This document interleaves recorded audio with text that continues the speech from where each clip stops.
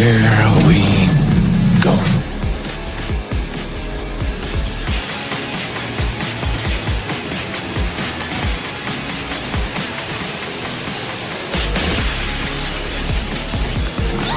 Just get those wonderful toys.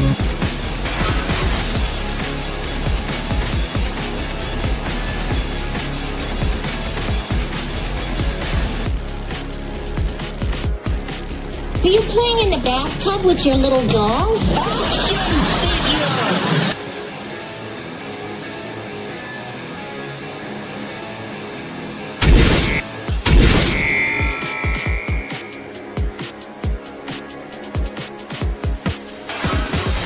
Consider this. What is the purpose of a toy?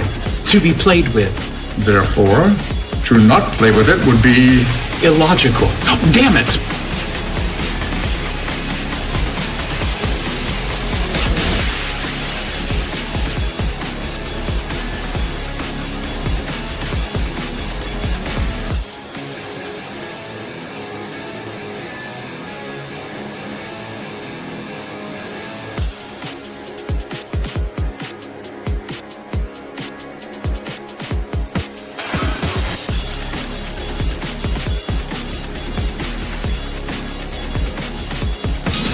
You can do it, Wonder Wheel.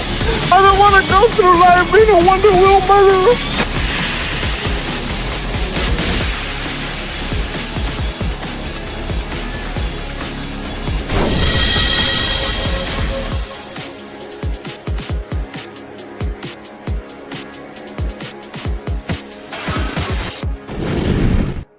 Would you look at that? A toy show. What do you say we go in there and see what they got?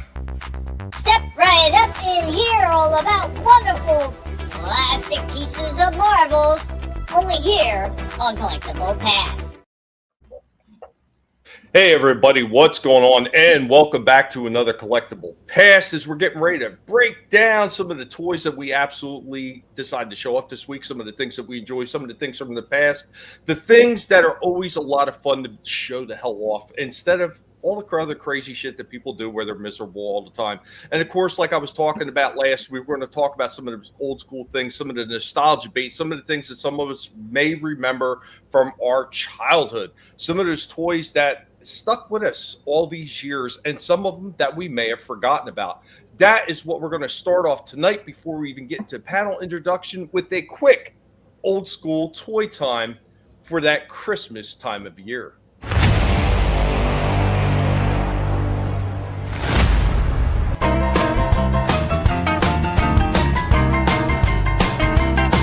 We're out here digging around in the garage, yes, because there are always more crates, the Guinea Pig Collective, but we did find these for old school toy time. So my brother's name is Eric, no middle name. I planned it that way, so his initials would be E.T. But yeah, so my mother went out and every kind of E.T. figurine and the phones, wallets, ties, even though he never wore ties, anything with E.T. she would buy, so she got all these ones, and I know there are more like this somewhere else in this mess. Also out here we got a few more of these tie Beanie Babies. These were the ones from McDonald's, so we got a couple of the Snort, the Bull, exact same one. My mother loved these things to death. Don't understand why. Also got one of these old Pez dispensers, and we got Gonzo. This thing, see if I can focus in on that even a little bit. It's kind of rough, but made in Czechoslovakia. How about that shit? Before the Hong Kong. There we go. What an old Gonzo Pez dispenser. And from Burger King, no year on this one either, but Catch the Gargoyles. So you got this one right here. If you can do it fast enough. It actually has sparking actions, and it actually still works, so.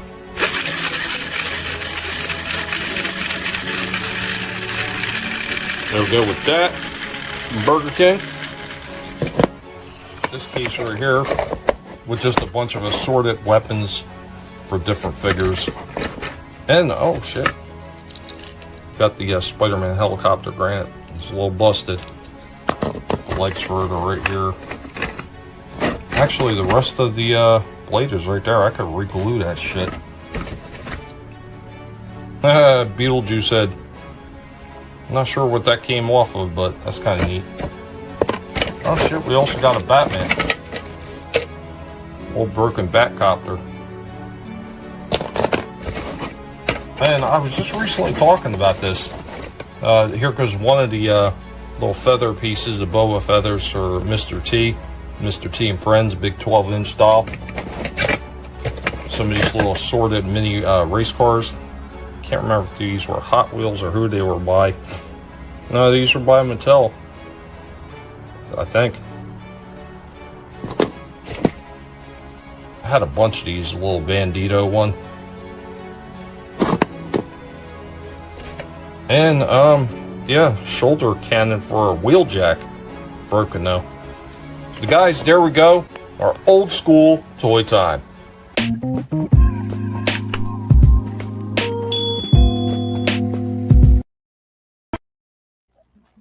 There we go with that intro, a little bit of the nostalgia bait. And of course, as always, we're going to introduce our awesome panel, our co-hosts, starting off with the guy on the left of the pics. We're talking about Vinnie. Art, what's going on, Vinnie? Hey, everybody. Merry Christmas to everybody, too, because we're in that time of the year. And, yeah, there's been a lot of figures being dropped. And Ross has been doing a lot of good stuff, too. So, if you guys haven't been there, I know Shifty and myself, we're going to be showing some stuff during this stream for sure.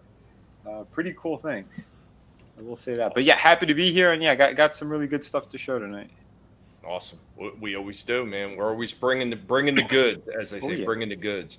And of course, I'm sorry. And I did really something for Shifty as well. He wanted a specific review, so I did that for him this week. Oh, yeah. Awesome. Yep. And, of course, Shifty. Shifty's got his camera on already. What's going on there, Shifty? Well, I'm out of breath because I just ran across the house to grab something because you showed something in the video that I actually had. My grandmother gave it to me back in the day. It's Snort the Bull. I'm a big Chicago Bulls fan. I was like, I gotta get that. Give it to me. Give it to me. She's like, okay, you can have it. So yeah, I got Snort the Bull. And I don't know, was this one only given out with Burger King? Well, yeah, Burger King did the smaller ones. The full size ones were part of the regular size. tie line. Yeah, that's right. Yeah. Regular tie line one then. Yeah, he's pretty neat. Pretty neat. But yeah, hey, thanks for having me. I got a lot of stuff tonight. I got a rant. I got some videos. I boy, that rant. Yeah, I got. Wait till I get into that. And there's a sale going on. I got to mention. Target's doing another pretty cool sale. And there's a new toy to talk about. Actually, it's recyclable, but it's pretty neat. We'll get into that. All right. Yeah, nice. Man, we're gonna get into all that stuff, all the good stuff, all the things that people want to hear about that are up and coming, and all the good sales that you guys, all of us seem to find the best sales ever. But Shifty, you always seem like you're digging for all those sales because, like any of us, we want to be able to get some really cool shit at the best price that we possibly can to freaking stretch our budget so we can pick up some more goodies. So. I don't really have to dig here lately because it's basically Target. It's like shaking trees, right? Yeah. And of course, we've got the super fan. We got the Adam Shawham. What's going on, Adam? Well, hello. Gee, that looks familiar. I wonder, huh? Wow, look at all those wonderful things that Tommy sent me. All right there in one shot. Nice. Who, me? Not me. I don't do anything nice for anybody. Don't give people the wrong impression. Look at that. All lined up. Boom, boom, boom. I even got the card for this year, which I'm waiting until Christmas. And I got one from Seth from the men's room. So thank you, Seth. But yeah, man, I thought it'd be fun to kind of show it off real quick at the beginning here. And then, have fun as we always do. Expose you to Frank, my wiener dog. Giggity. Awesome. And of course, we got Slasher McSplitter. What's going on, Slasher? What's going on? Yeah, I got some stuff too this week. Thank you, Tommy, and thank you, Shifty. Yeah, no problem. Got some figures from you guys, and got something else from Tollbat. It's not a video game, but I'm gonna show it later. It's pretty cool. And oh yeah, here, Tommy, that Beetlejuice that you just showed, that the random stray Beetlejuice head. Mm-hmm. Yeah, here's a picture. All the Beetlejuice figures all had removable heads. Okay. Yeah, So they're little cheap vinyl ones. Yeah. It was this one right here, where he's got like the fucking circus, the bat wings head up here. You take this head off, and it's a smaller Beetlejuice head underneath it. And there's this thing on the back you push up and down, and like it's got like a long neck that goes up and down. But yeah, all of them had removable heads. Well, it looks like that head that was on there was actually like the main body head. I think the burgundy suit. No, I think it was this one. Okay. Where he had this, he had like the Newsies cap. I thought that was the one that you showed. I would have to look it back over, but no, that's interesting. I can actually identify that thing now. Cool. Sweetness. Don't worry, Slasher.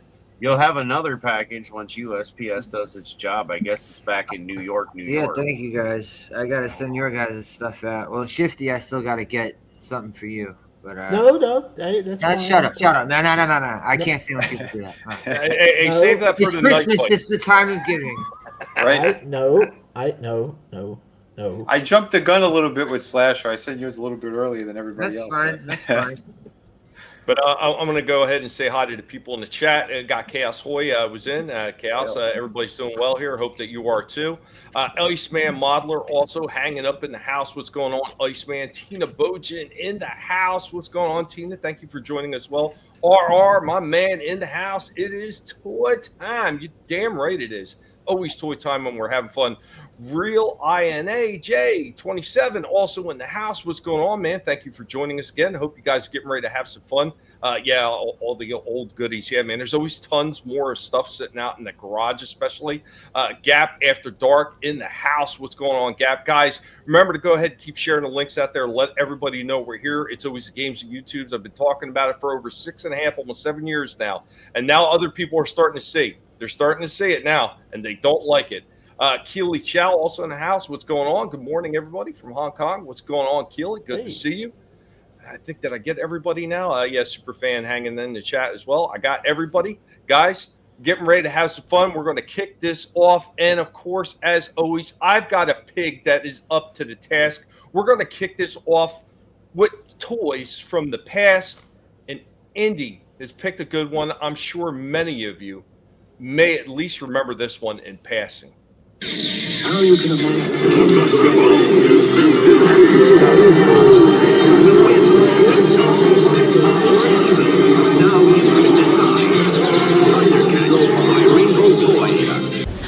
Greetings, humans.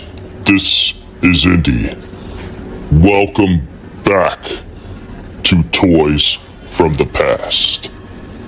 Today on Toys from the Past, you can feel the bright eyes from space upon you as we'll be talking about this action figure who almost seemed futuristic, even though it was from days gone by. We will be talking about Rom.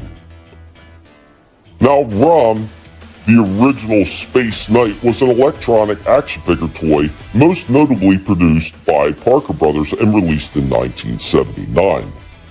But his story actually started in 1978 under Palitoy Toys and released in the UK under their Space Adventurer line of Action Man figures and was used in their catalogs all the way up to 1980.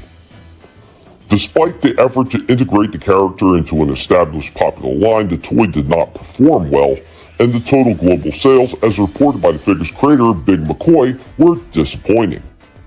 The character was co-created by toy inventors Scott Dankman, Richard LeVay, and Brian McCoy. McCoy originally named the character Cobol, but Parker Brothers renamed it ROM, an acronym for Read Only Memory. Now intended as an early electronic action figure, the original 12-inch ROM featured red LED eyes and a backpack that produced electronic sounds and lights when accessories such as the neutralizer, the analyzer, and the translator were inserted. Due to cost-cutting measures and a high price point, the toy had limited articulation and ultimately flopped in the US market, selling only between 200,000 to 300,000 units. Now, despite the original toy's failure, its legacy endures primarily through the Marvel Comics series, which ran for 75 issues. Hasbro, which eventually acquired the rights to the character through various corporate mergers, has since produced new figures. In 2024 and 2025, Hasbro released a new 6-inch scale ROM Space Knight figure as part of their popular Marvel Legends line. This version is highly articulated and comes with comic-inspired accessories and a replica comic book cover. Other companies such as the Loyal Subjects are collaborating with Hasbro to create modern recreations of the original 1970s style ROM toy with those classic features that it had. Guys, do you remember ROM, the Space Knight? Thank you for joining me, Indy, on this Toys from the Past episode. There we go, kicking it off with ROM and Iceman Modeler coming in. UK ROM is mega made. RC would love to have had it. I just go have ahead. very vague memories of ROM. I don't remember that much. Honestly, even in the toy stores, I don't remember really seeing too much ROM stuff. Yeah, I only I remember the seeing the comic comic on the spinner racks more than anything. Yep, the comic. It was the same thing with Micronauts. Like, I knew nothing about Micronauts, but I used to see the comic on the rack all the time. Mm-hmm. I say, and that was kind of odd for me because I knew Micronauts mostly because I already knew what Micro Man was from Japan and Takara. So I mean, I already knew what that was before it came to the States, and Mego had licensed it to produce it here under Micronauts. But it actually did a lot better because they had some tie-ins with the comics and everything to kind of push Micronauts a lot further than Micro Man did, even though Micro Man in Japan did very well all on its own without a whole lot of tie-ins. I remember reading about ROM in the Marvel guidebooks. He's shown up quite a few times over and over again. And the fact that they're digging back into it is kind of interesting. Didn't they do Marvel Legends one not too long ago? Yeah, I mentioned that in the video, and I showed it off too. Yeah, they did him and Chris Star. Yep. ROM goes from suck to blow. That ROM figure's pretty big, though, that Marvel Legends. He's a stout-looking figure. I just had no connections to him. I mean, if I ever see him cheap, I may pick him up. But, yeah, he's cool-looking. No, I mean, they do a pretty good job when they're digging into some of the older stuff like that. But the problem is that people don't have enough of a connection with those older figures because maybe some of those older franchises weren't around long enough. They're more than likely not even going to look at it twice. Oh, you said the comic series lasted 75 issues. So that's a couple years. Yeah. But even then, like in the greater scheme of things, a comic that only lasts a year or two is not a very long-lived comic. So that's still pretty short. Well, monthly comics, 75 months. It's a couple years. Had some longevity. Was it really that? You said 79. I didn't even know ROM was around that freaking long. ROM and me are the same age. Oh, that's funny. But we're going to go ahead and we're going to pivot into an unboxing, man. Always a pleasure to be able to get something. And I never expected that I would get stuff, running a small channel like this. Thank you, Sean. And we're going to go ahead and play this unboxing real quick. And then after that, we're going to hit a Toys and Bygone era. And then the guys got some awesome stuff that they're going to be showing you as I take a back seat and they take over. But here we go with the Collectable Past unboxing.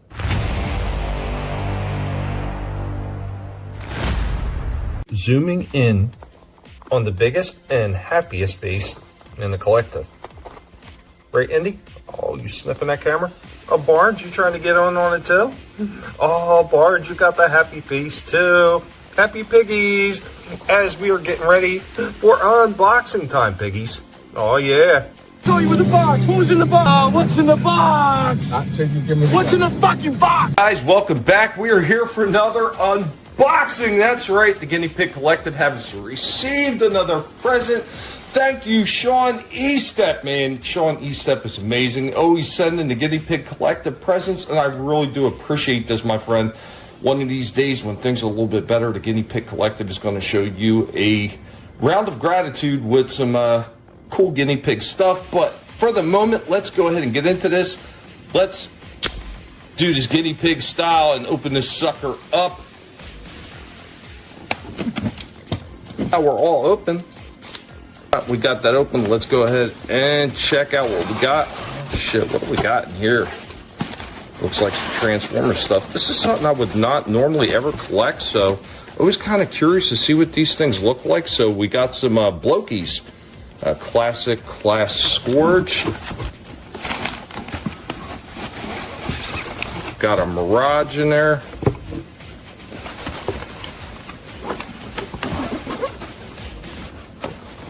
This is getting a little bit crowded, but Optimus Primal. And let's see who the last one is. We got Megatron. So we'll go ahead and lay these out on the table and take a quick look. There we go with all four of them sitting there. Not a huge fan of the movie ones, but they look pretty interesting. I love the packaging that's on them, so we'll have to take a look at and see what we got going on here. But thank you, Sean. I really do appreciate it. Something different to look at. But I really do appreciate it, man. It does mean an awful lot. Guys, hope you enjoyed this unboxing. Once again, thank you, Sean.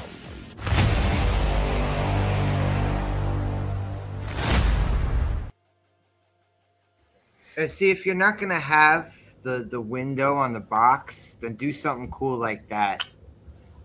Like that. Well, these ones are model kits, so having a window on it would be pointless. Kits. Yeah, they're model kits. Yeah, these things are so popular overseas they were now, models. and they're now coming into the U.S. People are going crazy over these things. They got Marvel figures now. Hey, Mr. Shelton, what's going on, John, man? Good to see you, man. Oh, man, this is usually not your time to be up, but I appreciate you being here. Tina also says Sean Estep had sent her some great stuff through Sporking, and she needs to do a video, share those pictures. Absolutely, Tina, absolutely. And if you ever feel like you want to come on here and show it off and try to annoy the fellows on the panel, by all means, just let me know. Box looks good. Yeah, the boxes are really cool. It's got that like foil, almost hologrammy type look to them. Yeah, really sharp looking. Like that. Yeah. Like if they're not gonna have the window, well, all right. I'm saying like if figures do that shit, then they got to do something like that for the boxes, rather than just a plain old picture. Yep. They look cool though. I will definitely take a look at them. Like I said, usually the movie ones are really not my forte, but man, those boxes to put them together. I was thinking about at least like the Primal one. Thinking about trying to put him together, but I'll see. You should record you doing it. Yeah, I probably could. I should have been doing the same thing with all the diorama pieces I'm working on. I've recorded a little bit of the dioramas. But doing the entire diorama, it's so time consuming to sit there and try to do one of those fast forward videos. It's just, I just usually just. Oh yeah, the speed up while you put it together. More than meets the box. They had a Snake Eyes model kit at Ollie's a couple years ago. I got it, and man, I mashed the crap out of my thumb trying to match the pieces together, and it still doesn't seem like it wants all the seams of the figure. They don't stay together very well. But Blokies is supposed to be really good. Like I said, everybody's going nuts over them. They got one of the Optimus Primes over at my local Walmart, and they've had it for a while now. They're pretty cheap. If they ever produce like some of the G1 Transformers model kits, I'll definitely pick some up and try to put them together. I'm not sure. I think they have. Because I think Blokies does a whole bunch of different type of stuff now. Huh? So I haven't seen any, but that one it's like a more modern Optimus Prime. They have at my Walmart. So it's probably because the classic ones, if they're out in the regular toy shelves, they're probably going to sell pretty quick. Oh, yeah, definitely. Doing pretty good, John. Doing pretty good. Hope you're doing well. also. And like I said, I know this is not your normal hour, but I appreciate I see you, just awake late. That's cool. I'll be back in a bit, guys. We all get there. Yeah, no problem. All right, so I'm going to get into a Toys from Bygone Era, and then you guys, hey, get the knives out, get ready to fight, because whoever wins the knife fight is going to be up next. Knife fighting is back on Collectible Past, no matter how much these guys want to say it's not. I'm not. I don't have to knife fight because all of my guys that play my videos are gone. So Adam, he automatically wins by default. All right, well, here we go with Toys from Bygone Eras.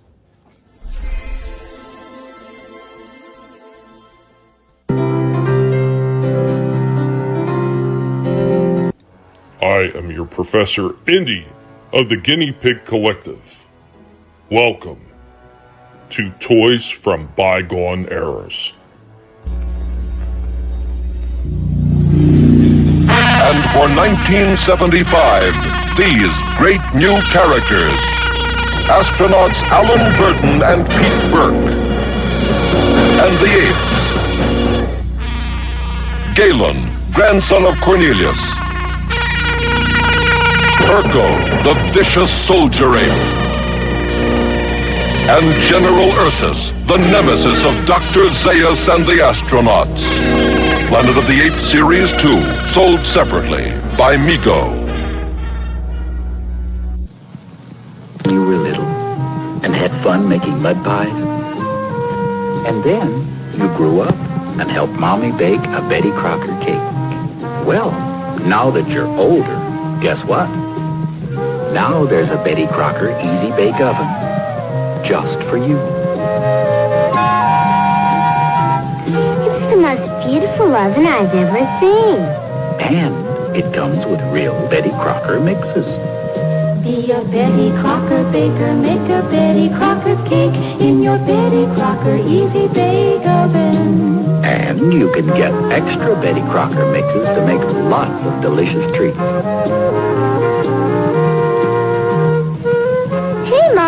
Wanna lick the spoon?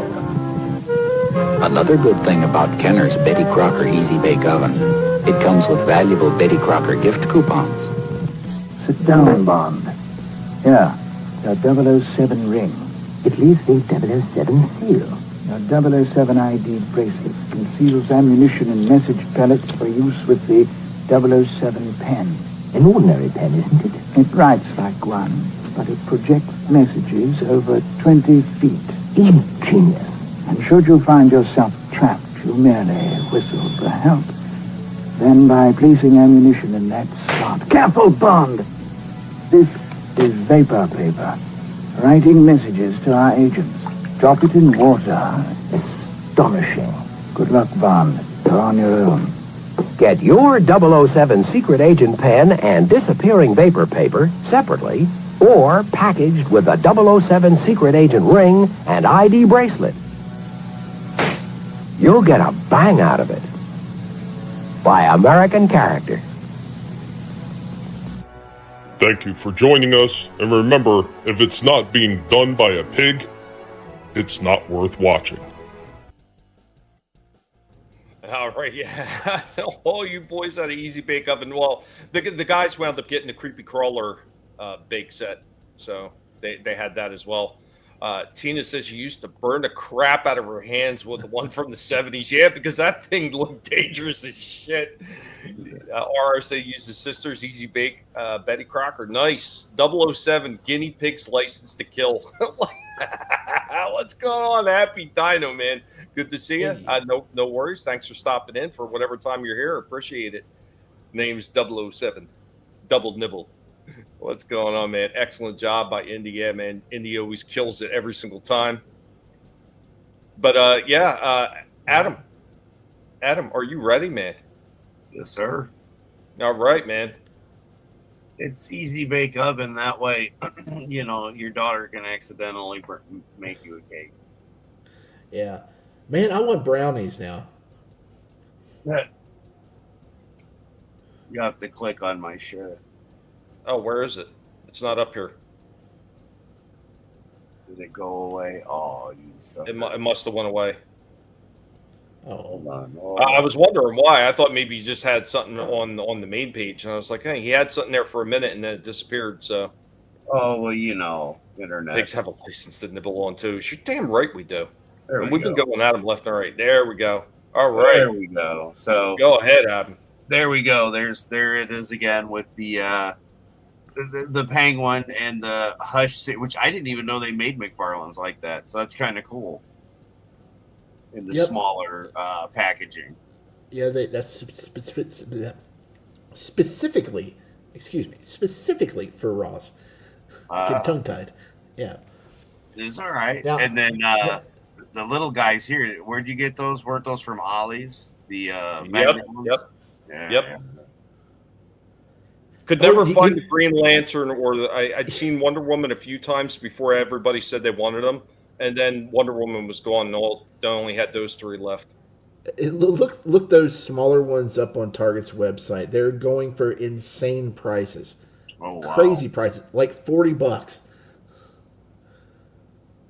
So I never read this comic strip or anything, but this was a pretty cool looking figure, and I was like, you know, that's I like the shield. I was like, I like the coloring, so I got it for $20. Yep. Yeah, I got him too. He's really nice. I think there's a little bit too much blue on the suit. Design wise, there's too much blue, but he's a really nice looking figure. Yeah, he is. He was just happily hanging around, you know, showing off. We got the riot going on here. You may see that character in Secret Wars coming up in a few years, because if they're doing the variants of all the characters, they'll definitely do the evil Captain America, probably. The evil Captain America, which one is that? The Hydra one? Yeah. Yeah. That's what this one to the right is. There they are side by side with Man-Bat's big ass wing in the way. So, and that cap looks awesome. That's the one that came with the 2-pack, right? Yes, sir. Yeah. There is Captain Hydra America in between Venom and Captain America, and of course Ghost Rider by his feet, because there's always Legos and a little Vinnie art to the left there, right next to the Ghost Rider. That's how we roll up in here. And then there was the other morning, and I thought, why not? With all the snow and the ice on the windows and everything, and the icy blues just glowing through, and there's some of the beautiful weather we had coming through. And Man-Bat got in on some of the photos because that was pretty funny. Double-sided sticky tape when it works. Keep going. God, you need the old school stuff, like the old school ticky-tack. The old school ticky-tack, not some of the newer stuff. The old stuff, man, that would hold everything. Heck yeah. So there we go with the screensaver and having fun with this setup that we've got, of course. Here we go back to where we were at before it decided to go the other way. But yeah, I had a lot of fun setting them up and kind of messing around with them. Getting them to stay there was kind of a pain in the arse. But we got Lizard hanging out, There we go. There's the shot. There's your shot for the week. That's what you're getting. Nice. Nice posts there. RR said it as well. Yeah, and then we've got the 66 Jokerized with the all the up to now Jokerized Batmans. So that's all of them, which gives us 48 playing cards. So there should be 52, right? So there's got to be one more figure. Oh, it's got to be a chase figure, right? Oh, well, I mean, I didn't even know that Superman was out, or that which other one was it? The Batman War. Like, I didn't even know they were out. I was looking to get the heavy metal Batman because I like the way it looks versus the other original one. Actually, a lot of these figures, I think, look better Jokerized, to be honest with you. And I mean, it looks really good on my wall. I like it. It's kind of helps having.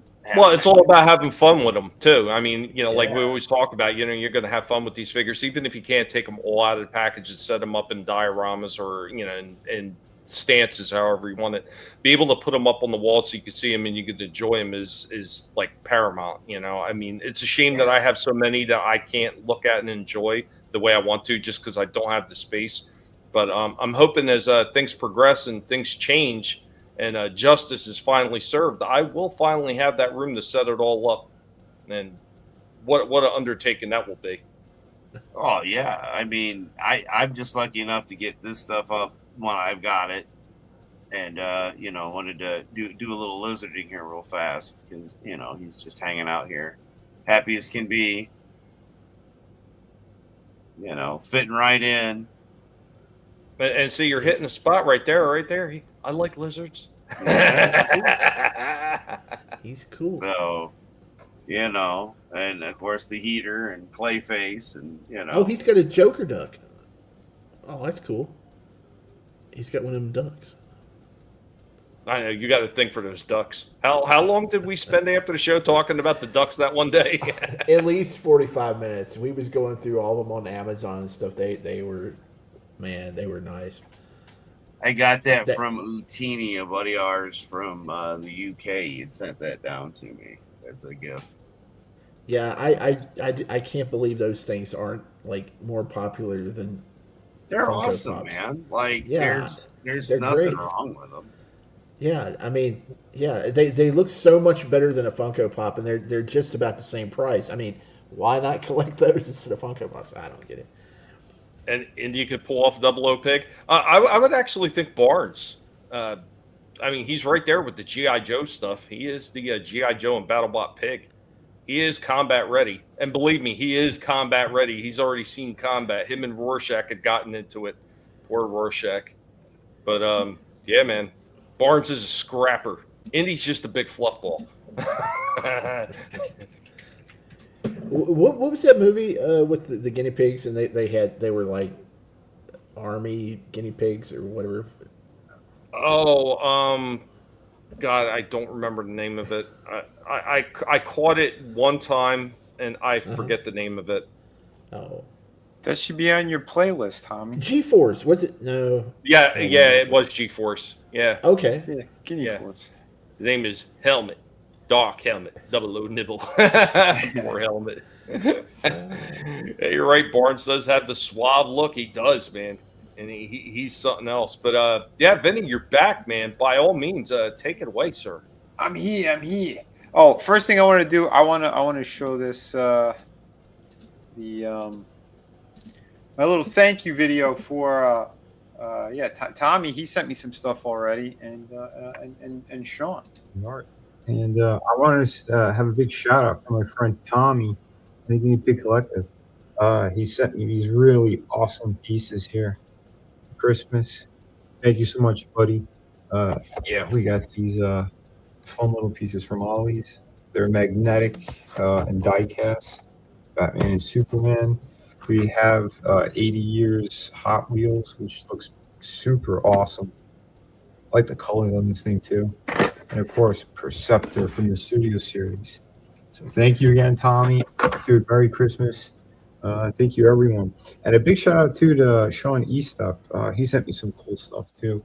And our replacement piece for the part that you're a legend. So thank you again, buddy. Everyone, this is Vinnie. I was not expecting that whatsoever. So thank you, Sean, buddy. I mean, for that one little piece, he didn't have to, but again, I appreciate some glue. Yeah, I mean that would have been fine. I don't know. Maybe he found those good deals as well. He maybe stocked up on them. Yeah, I mean, I can't say it enough. For myself, I mean, like I said before, I never expected, regardless, small channel, never expected to be able to get any kind of gifts from anybody that was watching and everything like that. And likewise, it's man. Super appreciated, man. I really do appreciate it. And Thank you know what's so good much. too? Those things are army builders. I mean, because we had, I got the white Irish girl there with the hat, and now I can do like that Native American looking chick. So that's fine. It still works. Or you could paint it up in like desert camo if you want to. That's true too. Yeah. Could be There's great. a lot you can do there with it. Oh, for sure. That's what I love about a lot of those Hasbro things. There are good things that are kind of interchangeable. between some of the lines. Well, I mean, they even did it to a small extent with the Transformers. So they made some of those packs where it was just like army building packs. Mhm. The only problem is usually those were the ones that were really hard to be able to pick up at a decent price, or even just pick up because they would sell so quickly. Oh yeah, for sure. Well, I might as well show this too then. I'll save the longer one for later because Shifty wanted a full review, but I'm doing a quick one. And now I said I wasn't gonna get these things anymore, but this set was normally very expensive. Dude, Adam, stop. Oh, it's a set? He's showing off how good that is, man. I know, right? Like, yeah. Man, What are you reviewing? Well, I'm reviewing a Tord thing that I did not think I would get at all. Oh, yeah. Do I have to get the banner? I thought you were doing the cool review. I've been wanting the cool review. The cool review, yeah, I got that for later. Oh, okay. I'll definitely do it for. Yeah, I'm doing it for this one. Yeah, because there's a few things I've been meaning to get to. I ended up getting this thing because I got it off that major sale that was going on, and well, here. Vinnie, art, formerly designer, McFarlane Toys. Today, I'm going to do just a quick review on this Wonder Woman Godzilla 2-pack. No, I did not pay full price on this. Target had a pretty big discount on this. It was like nearly $30-something off. So it's the only reason why I did it. And if you spend a certain amount of money too, they give you like an extra $10 off. So that is the only reason, because this Wonder Woman is too good not to actually get. So yeah, here it is, and I'll open it up, give you guys a quick look. So here is the Godzilla. Not bad. This is like, the detail is nice, but the rest of this is super simple. Like there's no bendy in the tail whatsoever. So wherever you're putting this guy, you're gonna need space. You're gonna need a shelf. He has some movement in the jaw, but it doesn't close. It opens up to about that much. His arms go up and down, and the legs move a little bit. Nothing by the knees or the feet or the ankles. He has a little bit of head turn. That's about it for this guy. And again, he is big. This takes up real estate. Here's little Wonder Woman. She could fit right in his mouth, kind of, sort of. The scaling's still off on these, but not bad. This little one actually looks really good. Did an excellent job with the face. Again, they shrunk it down. She has slight ball joints in the arms, just the up and down in the legs, and a little bit of waist turn. There's a cut by the neck, but it doesn't really move. He gets some wiggle out of it, but that's about it. Just to kind of give you a quick look. Sculpt is fantastic. The hair is amazing. The articulation, very similar. It's the same body that we've seen from the Gal Gadot one, or Gal Gadot, however you say your name. It's okay, but there are problems. There's no real swivel on the thighs, so she almost looks like, if she's standing upright, like all kind of pigeon-toed, bold-legged. The ankles are very weak. They're not weak, but super loose. So I'm gonna have to tighten that up. I forgot how cheap this is. It's a regular little ribbon string. This is her lasso. No wire, no nothing. This is cheap. But overall, this is still pretty good. I might do a custom job, or I might swap out parts on her at some point. The thing is, the paint on the flesh tones, they don't normally match with his previous figures. If you have the other ones, don't worry about this one, unless you really need this head. That's my review. Hope you guys like it. Remember to hit like and subscribe. Thanks for watching. Hey, everyone. Yeah, that is a very nice comic book looking face. Yeah, and this is the crazy thing. So you have one of the better Wonder Womans that he's done, like at least aesthetically, that's closer to the comic book stuff. We had that collector's edition one that's impossible to find. She's going for $200 to $300 online, and then he releases this one, and the only way to get her is with Godzilla. Like, what is wrong with this guy? And well, the good thing is, like, my brother, he wanted the Godzilla, so you know, that wasn't bad, because I was on the fence. I was thinking about maybe doing a swap for real, but I didn't because I got so much. This thing was originally going for $80. I'm like, I ain't spending that, not even close to it. Yeah, in the 40s, that's more reasonable. The figure looks good. I just think I don't know. I think it would maybe look better with a matte finish on the armor because it's too. I don't know. It's too.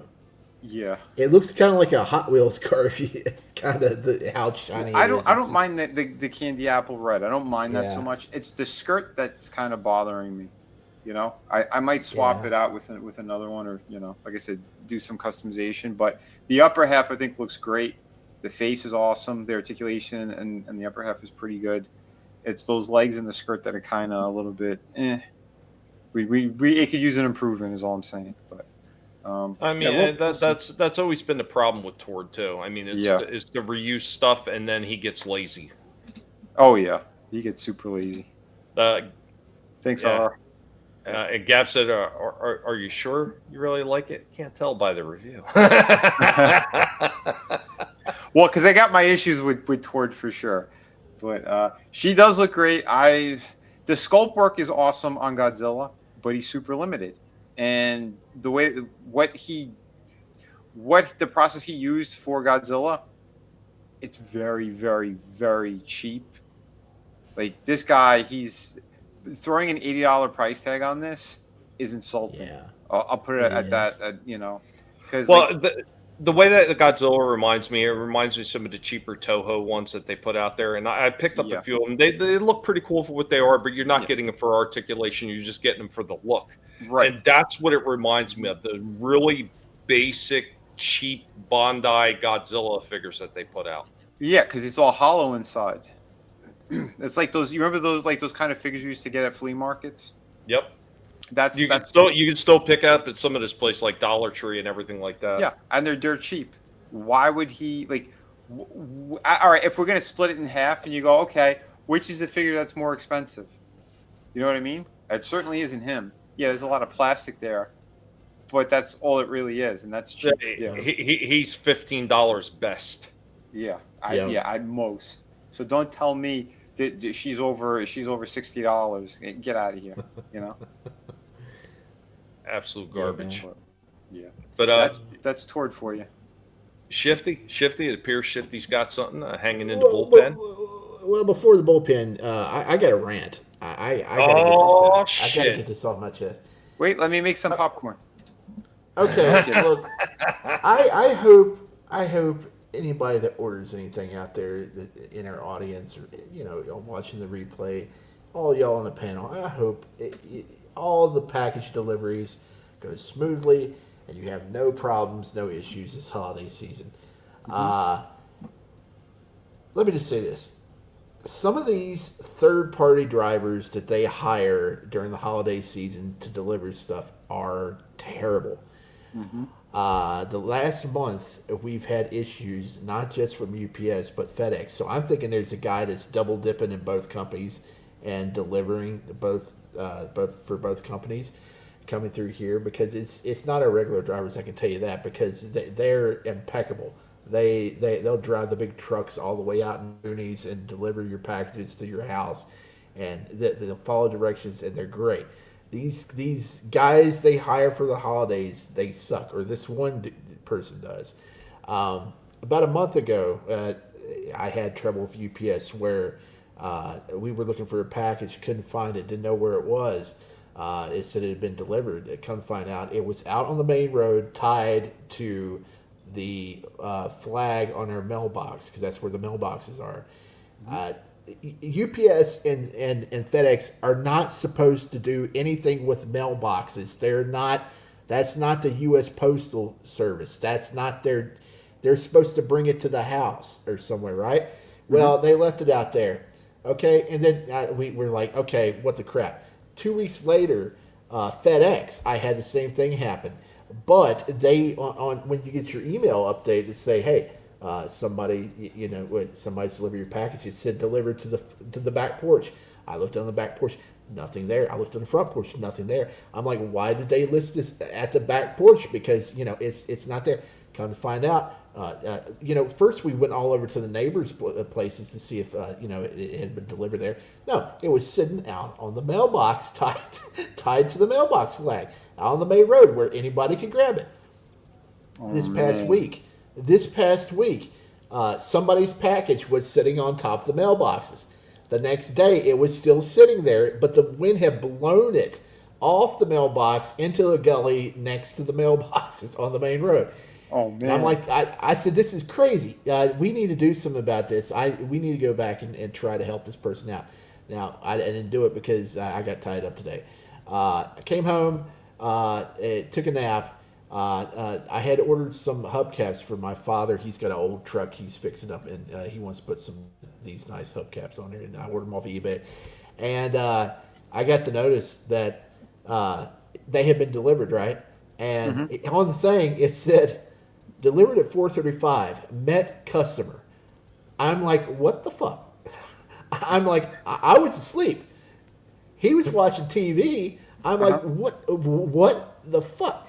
So we went over to the mailbox. It's sitting there along with packages from the whole entire neighborhood, all lined up on that mailbox, tied up to where somebody could just come up off the main road. It's a busy back road too. Somebody could just get all that stuff, just toss it in their truck. Oh, it was all that stuff was sitting there. It's crazy. And so I called up. I found the local number to call on Google, and I was like, I thought I was getting the local number, and it said local number, but you get patched into India. So they're like, yeah, that was kind of disheartening, but they say that they're going to try to fix the situation. I don't know if they will. And now I have my pile of loot coming Saturday, so I've got to be on pins and needles, just constantly looking at my updates of when that's going to be coming, because damn, I've got like a month's worth of toys or more coming in that box, and I don't want it sitting out there on the side of the road on the mailbox, because I know it's not going to fit. They're going to have to put it in the grass underneath. It's stupid. And now I don't know if it's because they're delivering when the sun goes down and they don't want to come onto private property out in the country. Hey, you took the job, do your job. Come out to deliver the stuff. Don't just leave it on the side of the road. That's stupid. It's the R word, if you ask me. I hate it. Well, hold on. Yeah, Tina, a lot of companies ship through UPS and then FedEx, and then it winds up getting redirected back through USPS. But hold on. I want to help Shifty out here real quick. So Shifty, here's how you're supposed to do a rant. Are you ready? Okay. These son of a bitches that sit there and deliver packages, and they sit there and they do this dumb stuff where they just put the packages and they don't even put it in the damn they sit there and they leave them over by the mailbox, and I can't stand this kind of shit. I don't know who the hell they think they're dealing with, but this is absolutely ridiculous. And today, what Tina was saying, I've had plenty of orders. Like a lot of my eBay stuff would transfer over to the U.S. Postal Service, and they would bring it up to the house. They're fine. They're great. The impeccable service from the USPS. But these temporary drivers, oh man, check it out. Like we have a storage box on the back porch right when you drive up to the house. And there's a sign on it that says, please put packages in the box. And it's got all the logos from all the companies, right, on that sign. It's a big sign. And the dude just puts it on the box and leaves. And I'm like, God damn, I spent $200 on that box and another like $20 on that sign. And I just read the sign, put it in the box. Because if not, the neighbor's dog will come over there, grab the package, tear it up, eat it, or, who knows. It's a constant ordeal. It sucks, man. Yeah, that's the crazy thing with the holiday season, and they get jammed up, and it depends too on the distribution center that's being used. Tommy and I had this discussion as well, Because there's one that I know once it gets to that place, usually it's the same day I get the delivery. But if it goes to the Miami area, forget it. It's going to take a week, you know? Dude, when I sent you your package, I freaking almost lost my freaking mind with those people because I sit there and like, why did you not get it? So I sent one out to you, Adam, and Slasher all at the same time. Slasher's going to New York. Adam's going out to Indiana, out there in the boonies. Yours is going 3 hours away from me. Yeah. Going towards the coast. And you get it almost 3 days after those guys did. Like, really? Like, I was about to call up and look, you want me to come down there with $200 with a postal stamps and shove them up your ass? Why is this package not there already? These people are absolutely fucking redonkulous with the shit. They keep upping the prices and then they lower them a little bit around the holidays like they're doing you some big favor to freaking reroute it back and forth between a couple postal freaking hubs. Like, oh, yeah, we're doing you a big favor. You ain't doing me shit, jackass. I could have went to UPS and had it there in half the fucking time, and I would have paid a whole whopping $5 more. You're not helping anybody. Yeah. Is that it? Did I do it right? Did I do it right? I think so. I didn't hear any sirens or people screaming, but pretty good, though. Pretty good time. Goldberg Spear. Oh, no. Oh, no. They do hire some pretty shady people during the holidays, man. They are redonkulous. This is a longer video, so you probably want to put on 1.5 or 1.75. I don't know how fast I'll talk on 1.75, but let's see. Max speed. We'll do 1.5. Okay. Hey, what's going on? Shifty back for another video. It's time for mid-December pickups. Went out this morning, did a toy hunt. In case you didn't see the last video or the video before, I mentioned I got the Silver Surfer figure over at Walmart. I actually had it reserved at GameStop, so I went over there today and canceled it and got the Daredevil figure that I was looking for or was tempted to buy when I saw him at Walmart. I got him this morning, mostly for customization purposes. I need to watch a video though to make sure there's a cut at the waist that separates the top from the bottom because I need to combine that hoodie with some jeans for a project that I've been working on for way too long. Yeah, this is going to be dismantled, and you know, I don't really care about Daredevil in this suit. It's just he has a really nice outfit to kit bash. It's great. A lot of people are customizing another this one if I can find one for cheap. It came down to getting this or Beast. I'm still not sold on Beast because, you know, the cat face Beast isn't my Beast. But these things are pricey now. This was $30 because I had $5 off coupon and whatever I had put down on Silver Surfer. But yeah, I guess it was a good deal. I don't know. But Ollie's, hey, they finally had some good stuff in today. It's been a long time. Probably, man, nice. Maybe 6 months since I bought some in Ollie's. Yeah, man, finally spotted Power Luke Man, Cage. Luke Cage. This is a classic attire with the yellow Buccaneer boots. I got him mostly because I have his first issue. I bought it when I was a kid for $14. It's I don't know. My copy, this guy at a local comic book store says it's not great condition, but I think it's at least a 6.5 on the grading scale. I need to get graded sometime. But I have his first issues, and I thought I'd just get this to display with that at some point. Yeah, pretty cool figure. $10. It definitely worth $10. Also got this for $10. I really didn't want to spend that much on it, but you know, this is another customized. Oh, real quick, who is the build-away figure in that line with Power Man? Oh, I'll get into that. I got a follow-up video. I unboxed this guy, so after this one you'll see. Cool. Figure. I think that body looks way better than the body that they have for the Bruce Banner and the Bruce Banner Grey Hulk 2-pack. So I'm going to try to swap the heads or just get a new head for Bruce Banner because they have some screaming facial heads on some of these other Marvel Legends that will pass for Bruce Banner. So you know, I'll just make a custom Bruce, and that head right there for Egghead, that might be a custom Beldar from Coneheads at some point. I just got to remove the little monocle glasses he has glued to his face, but. Yeah, maybe I can get him a barbarian type fur outfit and headband and make him into the warrior version of Beldar from the end of the movie, you know, where he Gnarfled the Garth Thunk or whatever the monster was called. Yeah, I got that for $10. I guess it was worth it. $4. These things finally got marked down. I still haven't seen this movie. I got it, but I still haven't watched it. I basically picked this up for, again, customization purposes. I think that, I think that's a great body there. I have to crack them open and see what I can do with it. Nice fantasy wizard type deal going on there. Of course, this is just a mock-up. I'll have to see what he looks like once I pull him out of the package. I've got extended period to take this back if I don't like it at Ollie's. But I think I can do something good with him. I just got to see what celebrity heads I could possibly make into a Lord of the Rings type character there.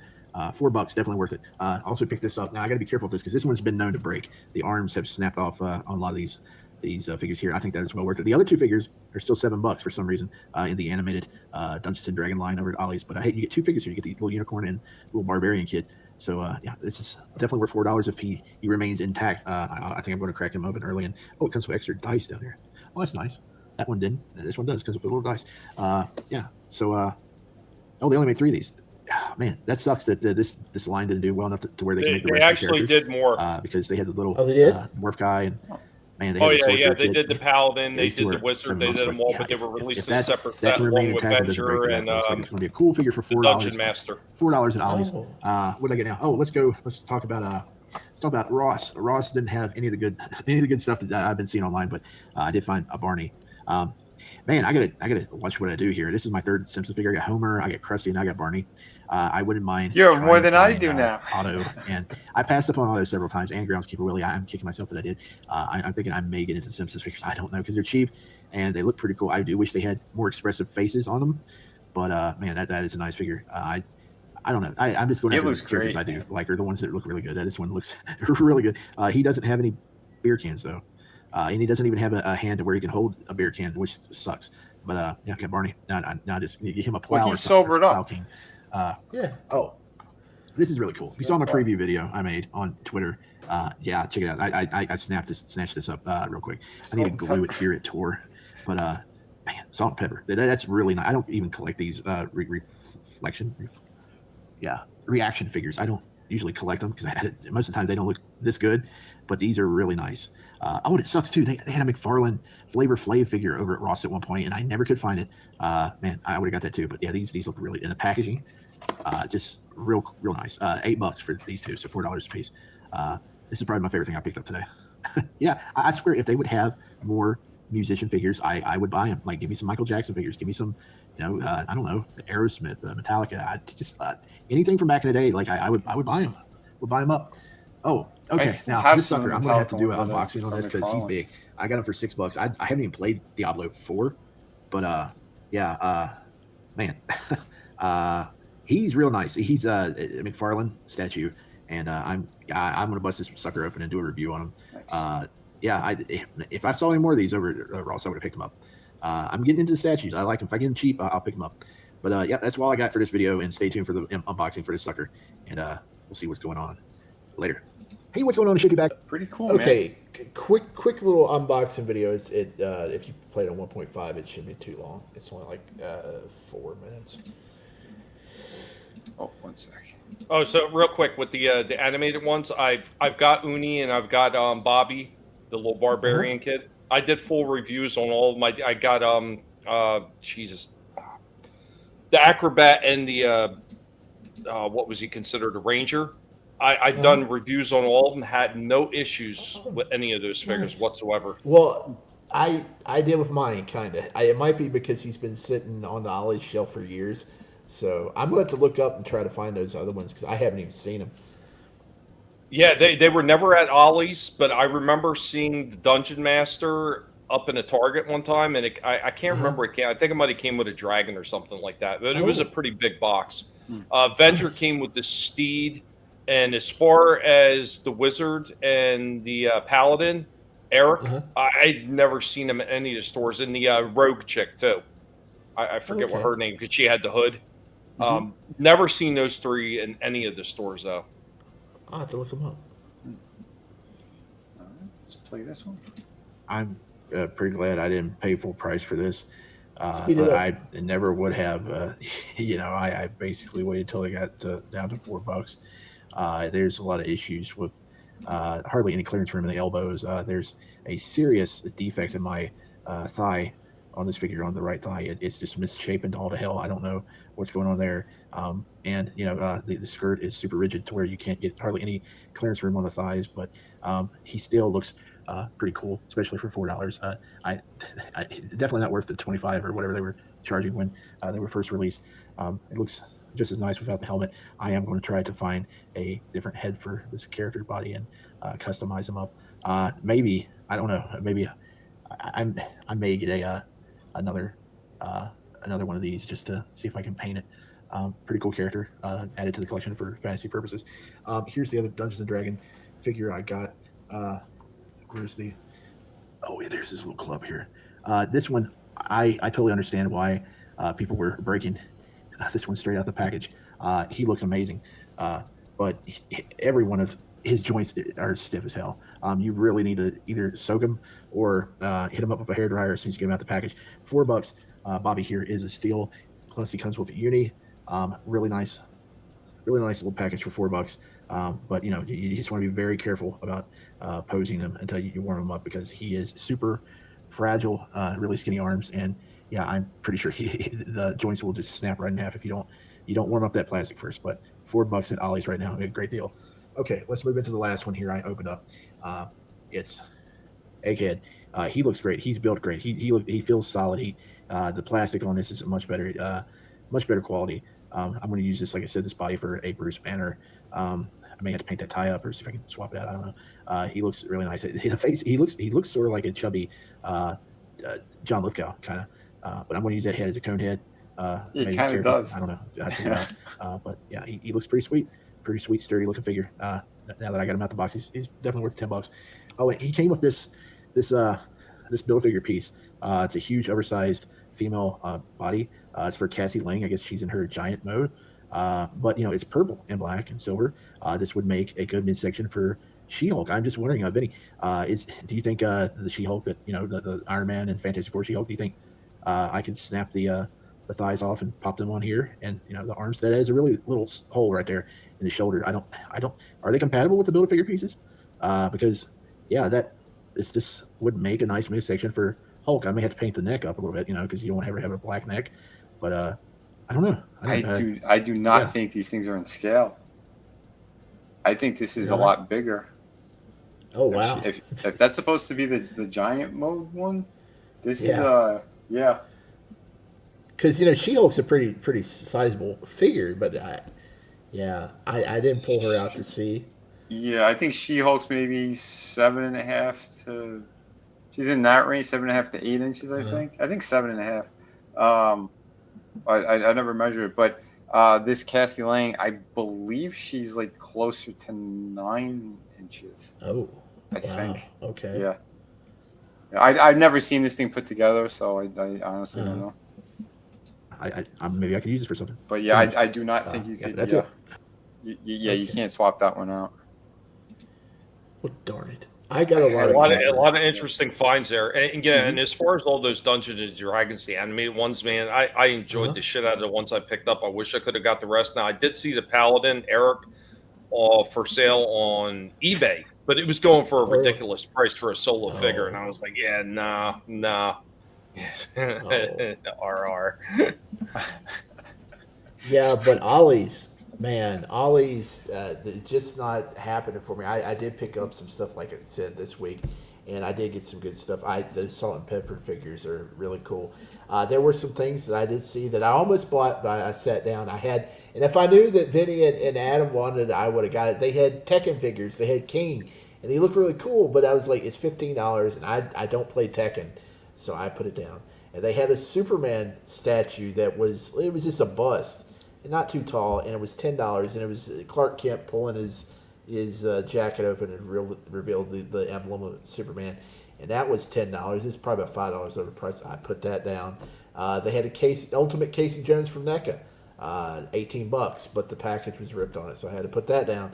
I'm just not getting the Marvel figures and all the good stuff that we've been hyped up for ages over. There was a cool thing that happened though. I was looking at the tables. Well, it wasn't cool. It just proves that why we're not fighting the cool stuff at Ross. I was looking at the tables. All of a sudden, an entourage of these nerdy looking guys, and they're rushing over to the back wall where all the figures are, and they're like, nope, nothing, nope, nothing, no, nothing, no. Okay, guys, we got to go to the next store over, 15 miles away or whatever. And I'm like, yeah, that's why there's nothing there. We got scalpers running in the store and trying to gank all the good stuff. See, and I wish I would see those guys, because that's when a nice steady clothesline from hell just takes like the whole lot of them down in one shot. No, I should have broke one of those broomsticks off the darn shopping buggy and just took it to him, because I don't know. You know, maybe a shoulder check into an aisle or something. Like shoulder check them right into the baby aisle if you're at Ross. Well, yeah, or right into all those Barbie dolls they got on the table there. But yeah, they have like a lot of like Tonka truck type stuff and that sort of thing out there too. Super 7 cover girl. Yeah. This is pretty neat. Since you mentioned Ross, so I want to show some of the things that I seen over there. Man, that was at Ross? This is our Ross, yeah. My brother almost got her. I was like, she looked good. Cover girl. Super 7 wave. This is over in Ross. They got a ton of new stuff out here. They got Doc Brown. Oh my God. There's a lot of new stuff. We got some McFarlane's. There's a Batman. I picked up something, but I can't show it yet. But we got Noir from The Boys. I still haven't seen that. Yeah, a lot of crazy stuff. This is the most idiotic packaging I've ever seen in my life. This figure is like, what is he, 3.5 inches? And you got all this empty space. What a spaz. They're That's a waste of reusing packaging. the package from the other figures. Yeah, but even still, like this is what a waste of space, money, you name it. And I go, yeah, look, he's supposed to be in this weird robot thing. You could have fit the robot thing in here. Oh, he's supposed to come into that big machine part thing. How come that's not in here? It could fit. That cover girl. Super. And they had Roadblock was in a different Ross I was at. Oh, dude. Yeah, dude, they both look great. I was like, but how much were they? 20, I think. Oh, dude. Yeah. I was tempted, but I'm not getting this wave. They're bigger than the G.I. Joe Classified, so I'm like, Well, I got Cobra Commander and Duke already, so I mean, I would probably pick them up for that. They look good. They were tempting, but I wasn't expecting to see these type of things there either. Here's the problem: they didn't come to slip cover, did they? No slip cover. Okay, yeah, that's a big loss there. Tina says the rumor is Nicolas Cage, Spider-Man Noir live action. Oh no, they already filmed it. It's on Amazon coming pretty soon. Yeah, they've already filmed it. Oh, it's gonna be for Amazon. Yeah, didn't know that. Yeah, a great stupid packaging. Mm-hmm. I almost bought another Avatar figure. They had a really nice Jake Sully figure and he was all armored up, and he had like a big machine gun. Now I don't know. I guess that was from either the end of the first movie or I haven't seen the second movie yet, so I don't know if he uses the machine gun in the second movie. But yeah, he looked really sweet. I might pick him up. I was trying to keep myself to where I was only going to buy the 3 because that's the only character I like, and I do like the design of that new chick in the new movie with all the face paint. I may get a figure of her later on, but you got Paige.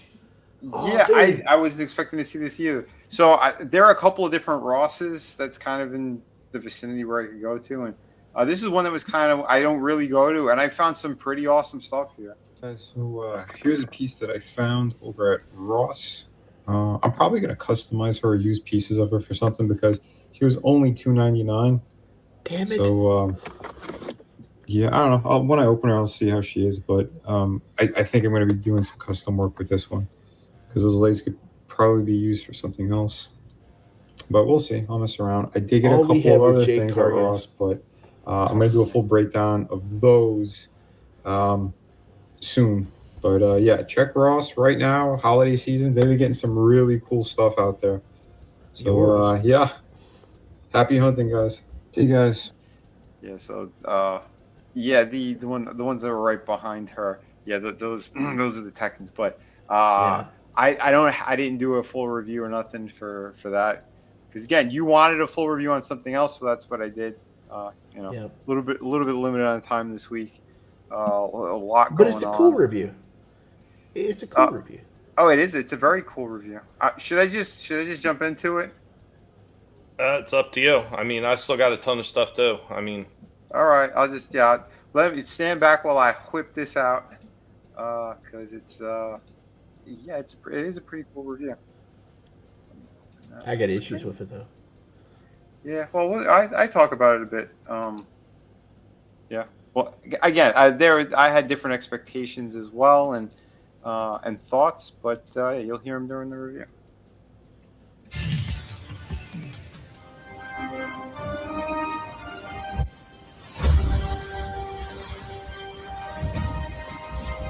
The AI makes him look a lot better. Formerly designer at McFarlane Toys. Today, I'm going to be reviewing the Marvel Legends Secret Wars Iceman.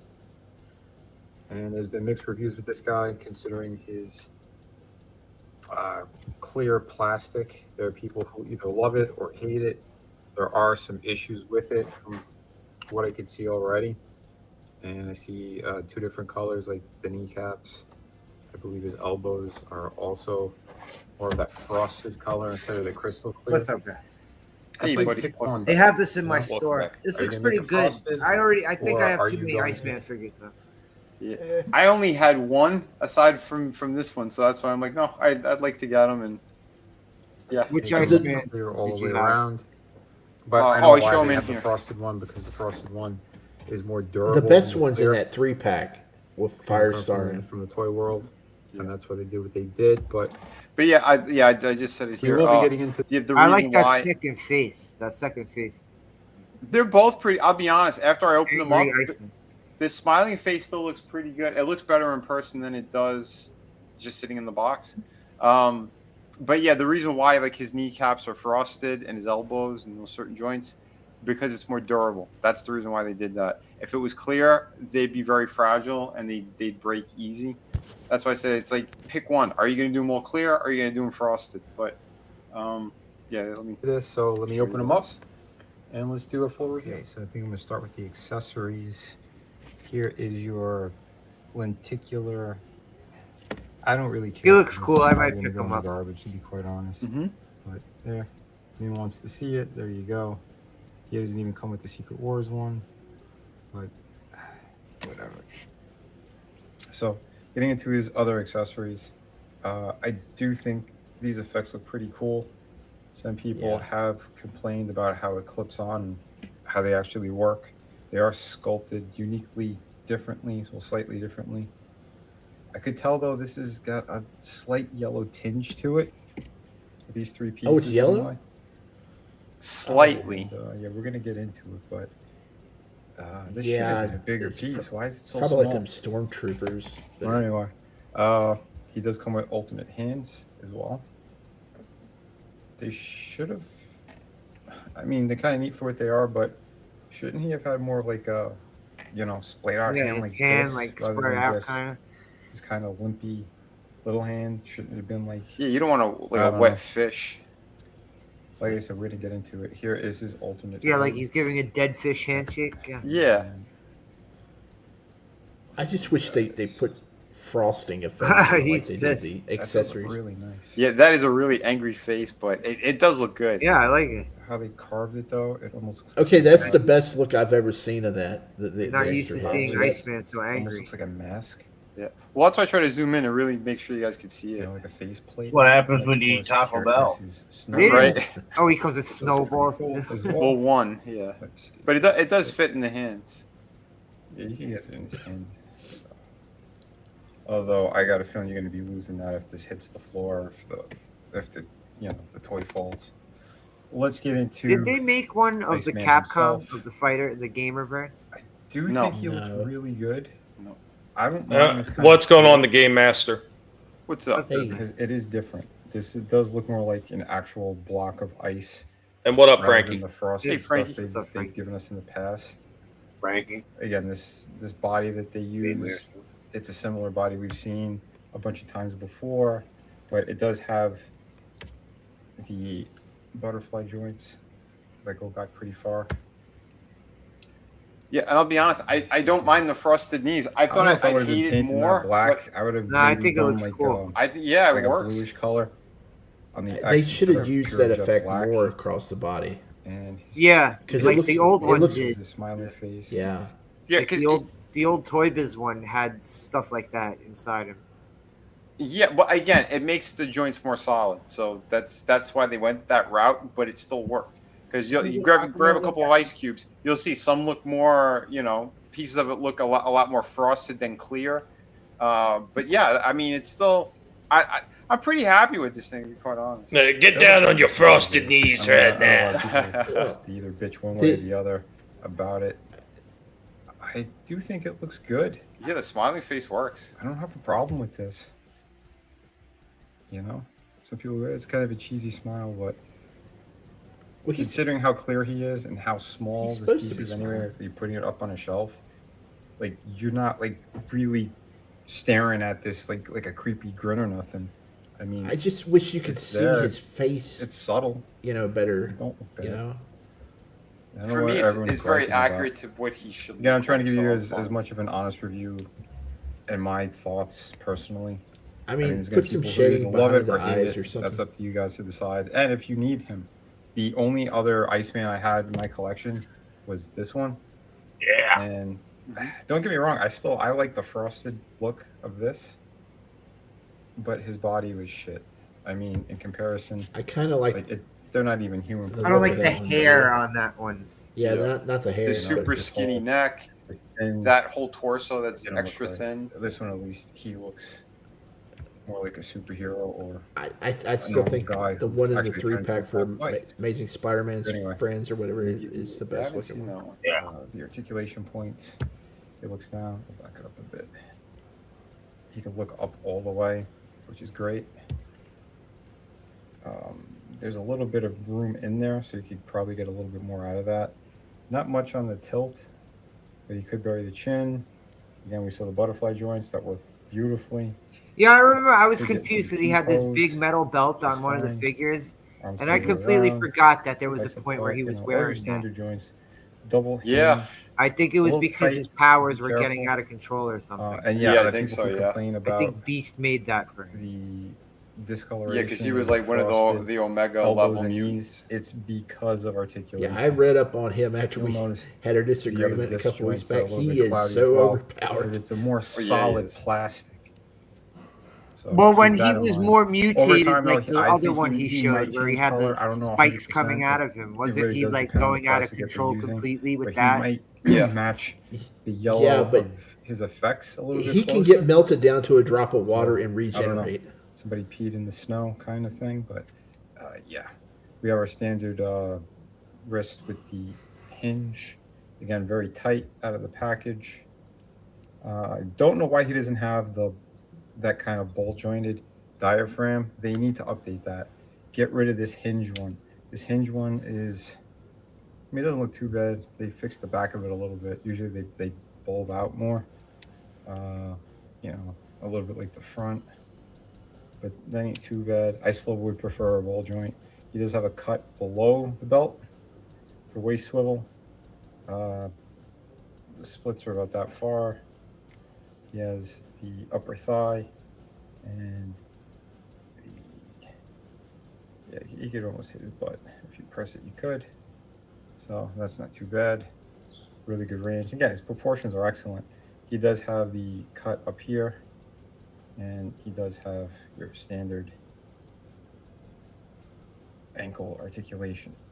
I have a feeling this is the same exact body as Silver Surfer. So I think when I review him, I'll probably show both of these guys then. But all in all, I still think it looks fantastic. So this is literally how the effects are supposed to work. Because if you remember the cartoons or some of the other comic books, it almost like it is falling like straight down out of his hands, and he's making his slide effects. That looks awesome. Now this is what the problem is. Yeah. This should have been a much bigger piece. They try to save on plastic. Yeah, I'm mixed on it. I have complaints, but there should have at least been like holes for the hands. And again, instead of having this kind of weak, limp-wristed kind of hand, it should have been one with tension in it. Because with that, you could do a little bit more, and that's what the problem is. And I see why a lot of people are complaining. Yeah, they should have frosted the shoulders. Those dark places there. They should have frosted those. And like I said, the face needs something to. actually make it stand out. It's right now, just looking at it, it's really hard to Yeah, that's what we were talking about last time. There was just like it didn't even have to be over exaggerated, just a little bit, like even like a dark blue or something around the eyes and the mouth, just to make it stand out a little bit more. And what's going on, Anthony? Good to see you. What's up? Good seeing you. But yeah, he's tricky. He's tricky to shoot. I mean, I'm glad we could see as much as we could, especially when we did the close up, because with the lights, I was trying my hardest to make sure that this would work properly, but I thought we still got some pretty good views about the figure. I don't mind it so much. Like I said, I think overall it still looks really good. I didn't have a proper Iceman other than this one that is very dated, and the body's all loose and weird now, and you could see his toes. I don't know. It was for the time. This was still pretty neat. I still kind of like the clearness of it, but it is definitely super dated with the really thin neck. He's still fun. Like I'm not knocking this one too much. Yeah, I still think has it is his a lot of fun. And Adams put him in some great poses, but had they put a little bit more of this color proportions on into the him, that would have been good. I'm not gonna lie, like that's still pretty. Yeah, nice. I prefer the clear to the blue. But, yeah, not too bad. Again, if you're a fan of Bobby Drake here, Iceman, and you wanted something that looks a little bit more like an Ice Cube, then this is probably your perfect Iceman. If you don't like that, if you like more of the frosted kind of, Yeah, no, I don't like the bracelets. You might want to pass on him. It's up to you guys, really. Should have been a connection. There are to people the- who to the love the palm. clear, and there's the people who don't. There's that too. I also seen a paint job of this guy. Somebody was using, I don't know if it was like a paint thinner. He is a cool figure, though. I am It's almost like considering it picking died. Yeah, I was just saying here. I saw online they did their own custom paint job to this one. It almost looked like they dyed the plastic, and it has more of like a crystal blue kind of look to it. Dude, it looked phenomenal. I don't know what the hell this guy did, what he used. I think it was some kind of a paint thinner with this specific kind of blue paint. It was like almost slightly darker paint, but how it hit on the clear plastic, it looked amazing. Like absolutely jaw dropping. If I find photos, I'll pull it up during one of our streams. The whole the clearness of him, and he looked fantastic. If I find a photo, I'll have to put it up somewhere. But overall, this still does look really good. But these effects are a little bit annoying, and they do fall. Oh, this one falls off a lot. So it's gonna be up to you guys. But At that point, why didn't they just make it a peg that would peg into his hands? Yeah, that's what In the Slash palm, was saying, like it too. should be into his palm or something. Yep. Well, that's what I mean. If he had more of like a tension hand, and you could have like sculpted holes into the pieces of the ice effect, so that way when it snaps on, his hands also could kind of grasp it. That would make more sense. And then boom, your problem's fixed, and it looks like it's coming right out of his hands instead of like his wrists. You know what I mean? Yeah. I could probably give him a 7.5 if we're going to be super picky. Me personally, like for my purposes and how I wanted my display with my X-Men characters, I'd probably go as high as an 8. But if you're going to be a little bit more picky, and especially with the price point, I'd come down a little bit. So yeah, that's my review on it. I know more people have been way more harsh. I thought I was going to be more harsh, but I do like this one. I'm being honest. I still think he's a lot of fun. So there you go, folks. Here is my X-Men display. Starting to look pretty good. Of course, we got Magneto up on the wall. Oh, you get the good rogue. Looking all magnetic. They need to re-release that Magneto or I want that fucking Magneto. Psylocke figure. That Psylocke figure is They- fucking awesome. They're going to re-release her in the spring. Oh, they have to. Might have to rearrange this a little bit. It's too good of a figure. And it's a brand new mold. Pretty good. They're not gonna I got release it. I got to get that Jean Grey. Some poses. I found somewhere I can get it for like $33, but I haven't. I mean, I don't know. I think there's a workaround with his effect. It looks cool, but yeah, they needed to figure that out a little bit better. Is it the 97? And yeah, he does have the angry face on. This here. one's a Game Reverse one. The 97. So there you go. Jean You're a Grey. fan of Marvel Legends. I mean, Oh, the Jean Grey was the 97 one, yeah. Okay. you know what to expect. If you're very critical of them, you're probably going to hate the figure. So That's where they're at on it, and that's where I'm at on it. Is I think he's pretty nice. So there you go, folks. Remember to hit like and subscribe. Thank you. Nice man. Yeah, I dig it. I didn't give it a number because again, people are very divisive when it comes to that character and this version of him. But I really dig it.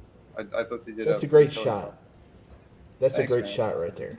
Yeah. But, Again, it's how you pose your figures too. A lot of people don't know how to pose for shit, so right away they're like, "I don't like how this looks. This looks bad." Blah, blah, blah. And then they start crying. It's like, no, mess around with the figure a little bit. I mean, are you getting it just to open it once and stick it on the shelf? Or are you going to pose it around? You're going to make it look cool, you know? Thank you, man. I'm glad you guys like the display as well and what I've been doing on the reviews. Well, I've said that multiple times about some of the figures I really like that I've got. I sit there and I just mess with them for hours, like just putting them in different poses and just seeing how well the joints hold up too, because this seems to be a big problem with a lot of the companies when it comes down to the quality control aspect. The joints don't hold together. Oh, absolutely. I do want to look around to see if I could find if someone's got like an ice ramp somewhere on eBay. I'll look around because he will look even killer with an extra big display. You know, there's some people that do 3D printed ones. Oh, nice. I've been looking. I was thinking the same thing, and then me with LED lights, especially. Oh, for sure, dude. For sure. Also, the Marvel Select Iceman, I think he came with one. Oh yeah. I think you're right. Yeah. But again, to spend that much just to get a basis. Yeah, tell me about it. Slasher, did you have anything? Yeah. I'll blow you up, man. Blow me up? Are you fucking jihadi? I'm gonna blow you up, white boy. Jihadi terrorist? Yeah. Give me my money. Oh yeah, I got this avatar for a reason there, Shifty. you know why. But thank you, Tommy and Shifty, this week for sending me some stuff. Appreciate the hell out of it. Let's start with the stuff that Tommy sent. These two guys over here. Yeah. This cutesy shit ain't usually my cup of tea, but you know what? Yeah. Cool, cool. Yeah, these guys are pretty neat. Like that. Yeah. They actually do have articulation, it looks like. Mm-hmm. You see the elbows? Yeah. Although, when I opened up Batman, I didn't open up Superman. His left arm fell off. Okay. The connection point. Yeah. Well, I am keeping those in the box anyway. Yeah. No, they look great. And this one right here is pretty cool. Oh, sweet. It should say Miss Marvel, but whatever. Yeah, they had a couple of these Marvel ones at my local store. They look pretty cool. Nice. It's just a little expensive for figures this fucking big. You know what I mean? Mm-hmm. What are they running for? Like $18 and shit. Like I don't know. Oh, dude, $18 for a new figure that's the size of an old school Star Wars figure. You can find those really cheap on eBay sometimes in lots. Yeah. Hey, have a good night, Tina. Thank you for hanging out. Later, Tina. Have a great night, Tina. Night, Tina. And these motherfuckers that they refuse to hold in my store. Oh. With these fucking figures. Oh, figures. nice. Eddie Guerrero. That's awesome. With the stupid LWO t-shirt. I'm sorry, I thought the LWO. What, you not down with the Latino World Order, Slasher? I like some of the luchadors, but that LWO shit was stupid. But now I have 4 of these guys, so that's pretty cool. And the last thing Tommy sent is this motherfucker right here, fucking Altered Beast. Hell yeah! Another line they refuse to have in my local store. Oh man. I saw him the other day at Walmart. Somebody had found one in the back, and they put it out. And I was like, "Wow!" I want to. Like I know they have him and the dragon. Let's be real. They have him That and dragon. the dragon, but did they do the bear and the tiger? Not yet. No, I don't think so. No. But the dragon went up in This price. is the last thing Tommy sent, but that's not where the Sega figures end. Because Shifty sent me 2 more.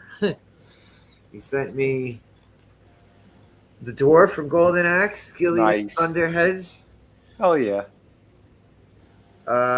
Did they make the bad guy from Golden Axe? Not yet. That's the first. You know, one the they did the for giant with the King Kong Bundy shaped head. Yeah, they didn't make that guy. But all right, Not yet. these are fucking awesome. And yeah, this is why I had the Shinobi avatar. This motherfucking Shinobi. Hell yeah, dude. Yeah. That was awesome. He's bigger than what I thought. Yeah, he's nice. Mm-hmm. Yeah, I these haven't Sega seen him in figures. person. These Sega figures. Let me try to compare these to one of these. Oh, here's compared to a G.I. Joe. 2 ninjas. Yeah, quite a bit smaller. Oh, he's way bigger than I thought. Yeah, that's nice. Oh, what? This is bigger than you thought? It would be? Oh, okay. Yeah, usually that line's smaller.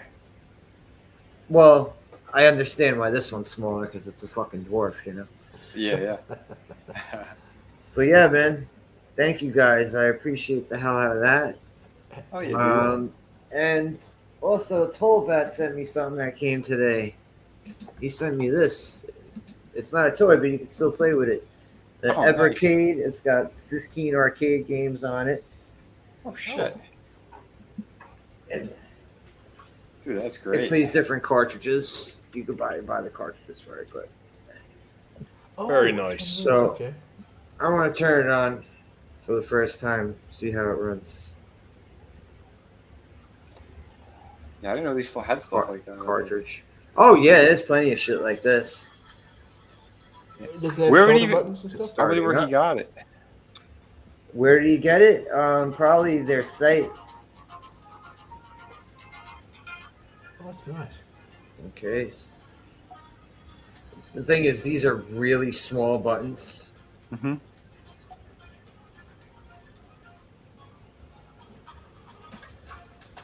Wait, what is this garbage? Oh, I have to scroll through their fucking thing. Oh.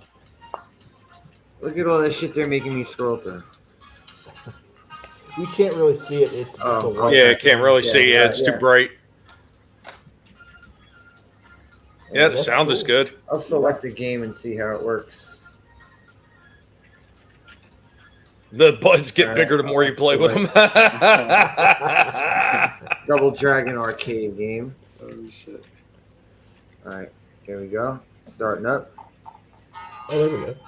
Cool. This is the arcade version too. They have the arcade version, and I think it said they have the. I think it also said they have the Nintendo, the shitty Nintendo version on it. Hey, the music in the Nintendo version is cool, though. Nice. That's just the demo screen. Yeah. RR coming in with the Gremlin. RR came in with the Gremlins. A bright light. So yeah, that's what Tollbat sent. Thank you very much to everybody. Awesome. Your shit will be going out sometime soon. You'll get your shit before Christmas. Your next package is getting ready to ship soon. We finally found the box, so nice. Excellent. I don't know. You'll get mine, I guess, whenever they decide to actually do their job. Oh man. You know, why do that? It's the mail deliveries. You know, they suck. We all know they suck. So. Oh yeah. No, I found out though, if I mail a fucking package from here in New York to Tommy in fucking Florida on a Friday, that it gets there Monday. That both times that's happened, right, Tommy? Yep. I think the second time it also showed up on a Monday. Well, I mean, look how fast the package that I sent out to you got there. It got to you before. I was talking about that earlier. It got to you before Vinnie. Yeah, that's fucking. And Vinnie's 3 hours away. Yeah. Please, somebody make it make sense. The Pony Express would have got it there quicker. I know. He could have walked it to my house. It would have been here sooner. I mean, my package literally went from here to Indy, flows through to like PA hits New York, hits the Bronx, and then they sent it to fucking Columbus, Ohio. And the excuse was somebody put it in the wrong spot. I'm like, somebody who? There's no people that work there anymore. Well, Adam, wait a minute. You said that was your package, Adam. Was that the blue pill or not blue pill? That was the black pill. Very black. Well, Adam, remember when you won one of my pieces in the States and it took a trip over to Puerto Rico? Oh yeah. Puerto Rico. Puerto Rico, because there was. I've never been to Puerto Rico, and your comic has been. Wait a minute, Slash, you live in New York. You're in Puerto Rico every day. Right. Yeah, the Guinea Pig Express could have done it No, faster. I mean the actual third world country. I know. All right, guys. So I it got took not this like demo. a This month demo to go- playthrough. to go from Florida to Puerto Rico to finally get up north here. It took almost a month. Jeez. Unbelievable. All right, guys, I got another older one here for you. We're coming in with another Indy's toy history lesson. I know I talked a little bit to Shifty about this one. He said he couldn't remember this. I want to see how many people remember this one. Digging into the wells of yesteryear with a lot of these ones. And I've got some more really cool ones that are be coming up in the next couple weeks that are going to probably just stump everybody. But let's see how many of you guys remember this toy franchise.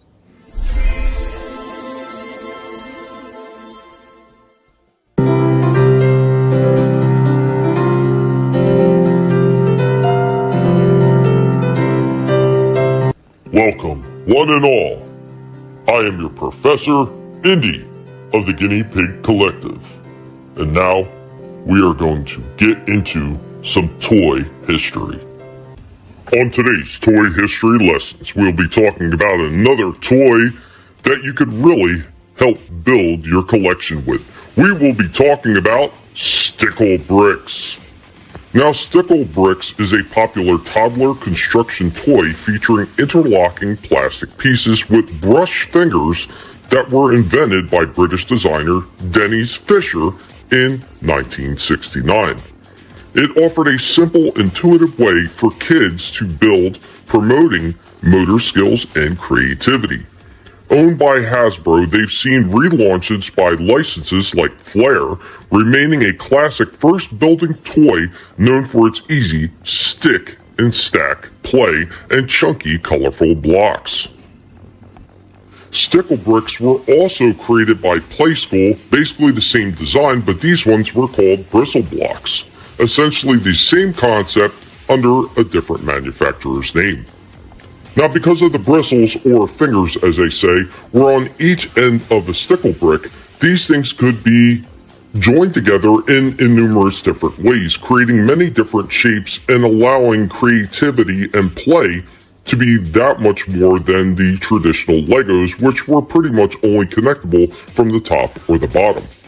And because of their very fancied and brightly very different colors that were available in the Stickle Bricks packs, this also was a lot more attractive to kids. Stickle Bricks are still an integral part of creativity for younger minds and are still being created and probably will be around, although in a much limited capacity as, say, the more popular Legos for a very long time to come. They came in many different shapes. Standard sets were triangular, square, and rectangular. Of course, they did have other ones such as heads, and they also had gear sets and everything that also went along with these Stickle Brick sets. Guys, how many of you remember Stickle Bricks?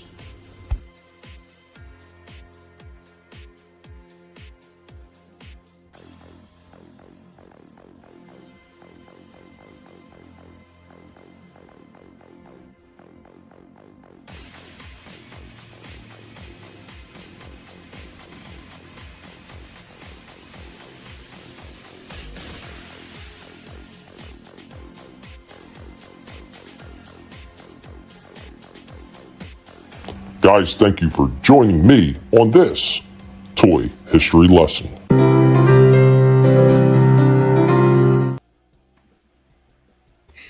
Oh, yeah. Got RR does not remember them. So Indy got them. I remember those. I don't remember them either. Yeah, I remember seeing a commercial. I remember something of it, but Just when you told me the name of it, I'm like, no, it doesn't ring any bells. But after seeing that segment, I kind of remember. Yeah. They need to bring him back and have Pickle Rick Stickle Bricks. Stickle Bricks. A nickname for somebody. Hey, what's going on, Stickle Bricks? I got Gap too. Holy shit, man! I got Gap as well. Wow. Man, it is a banner night for the Guinea Pig Collective. I got 2 people that I almost never get in the chat. Holy crap! Wow. Stupid toy. It's stupid because you don't remember it. You can make a mace out of those red ones, man, and just beat the shit out of somebody with a plastic block. Right? Hey, there's nothing wrong with that, man. All right, I'm gonna pivot over to a toy review this time. Here's another one that I've had for quite some time. Thoroughly impressed with this one. Was an absolute pleasure to review this one after it's been sitting in the back for years.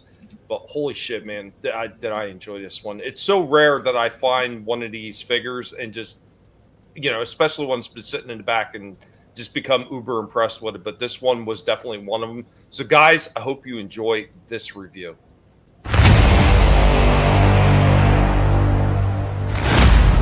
Once again, we are hanging out with Dark Helmet. Oh, the sci-fi and Transformers pig. As we're getting ready to take a look at something that is Transformers related. Right, Helmet? Oh, Helmet. Pay attention, pig. This is all about you. But we dug out another one from the older side of our collection, War for Cybertron trilogy. We are talking Earthrise, and we are talking about the Quintesson Alicon. Yeah, there we go. We got that Alicon figure. Another one sitting in the back. And we did take a look at the one in the Pit of Judgment, and it's a very similar figure in there. But this one is just slightly different, so we're going to get this out. And then Helmet's going to let you know all about this one. Here we go with our Alicon in a stationary pose. And here we go with his weapon. He comes with this little spear weapon. Pretty simple, but it doesn't look bad. Showing off some of the articulation of this thing, got into a full running pose, fully balanced, all on his own, and it looks really good. Look at that, like getting into a full running pose, leaning way down, and he can look right at you. Excellently done. Full kneeling pose, nailed it. And he can get both hands onto that spear as well. Here he goes in his creature, his Alicon gator-like form. And yeah, his jaws open all the way up. And he does still have a little bit of articulation in him as well. And as we're getting out of here, there's one more thing with another pose. So the end of his tail actually can become another weapon. It turns into a small sword or a dagger. What the matter, so long as we reap the profits? His final pose and our rundown on this War for Cybertron Earthrise Alicon figure. I think this one was excellently done. There is really nothing more I think they could have did with a figure of this size to make it any better. I think they hit everything they could have done on this one. I mean, sure, if there was a little bit more movement in this thing, that would have been even better. But there's more than enough here to hit almost every single pose that you would hope to be able to hit out of a figure this size. The weapons that he has more than suffice, and the look to what they look like in the 86 movie, expertly done. So what can we give this one? We can safely give this one a 9.5 out of 10. Reminds me of the night of slave mind on Galgunnath 7. Every place reminds you of someplace else. Experience, lad. You should learn to appreciate it. The Transformers, more than meets the eye.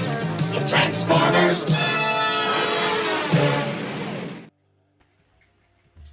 Thank you, RR. Thank you. This one was an absolute joy to be able to take out and finally review. It looks fun. He looks awesome. Wow. You know me, I'm not a huge Transformers fan, but man, he looks awesome. He really does. And he's not a huge figure either. That's the thing. Like, he's much smaller than, say, Cup or Hot Rod in the deluxe class size. He's probably just a little bit bigger than maybe Bumblebee or Cliff Jumper, but the amount of movement that this damn thing had, like, it just blew me away. It was so well done. I just don't understand why they can't do that with every damn figure. Yeah. Thank you, RR. I'll tell Helmet. Helmet, you were much appreciated for that one, buddy. Helmet's not doing great, but he's still hanging in there. Helmet's a trooper. Helmet was actually eating really well today, too. So in case anyone wants to know, he's still hanging in there, man. The pig's a trooper. 9.5 pigs out of 10, 10 goats, 10 ducks, 5 chickens, and 9.5 toes for Helmet to nibble on. Damn right. The articulation was tremendously well done. And the movement on that head was top notch. Top notch. Now, you take some of those Constructicons and the movement that those had, they can't even hold a candle to this thing. And it's half the size of those Constructicons. Jeez. Man. But now we're going to pivot over. I got another thing here for you. I've got a spotlight. We got a spotlight, and we're going to keep with the theme right here. We got Transformers. We got a Transformer spotlight. Dug another older one out of the back. Let's get some of those G1 vibes as we're talking about this next old school Transformer.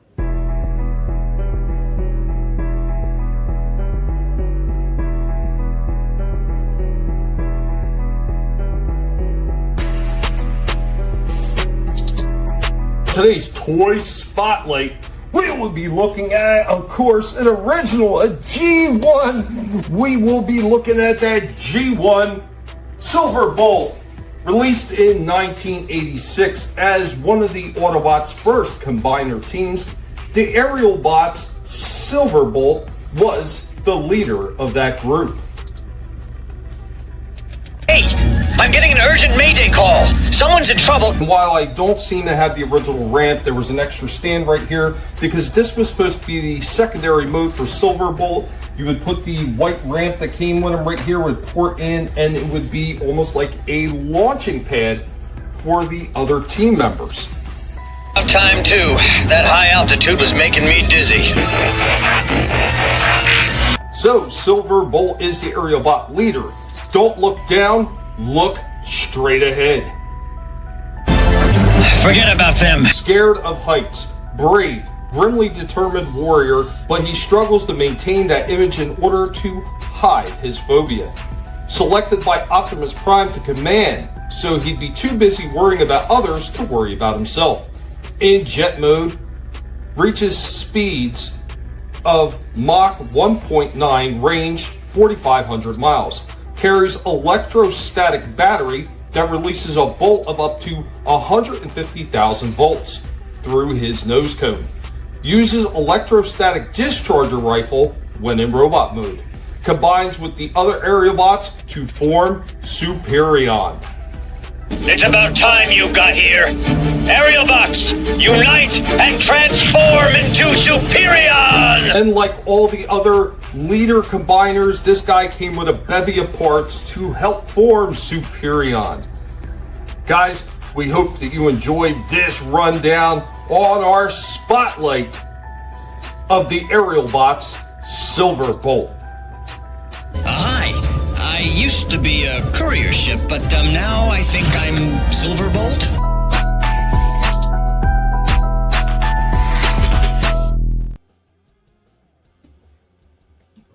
Go with Silverbolt. Yeah.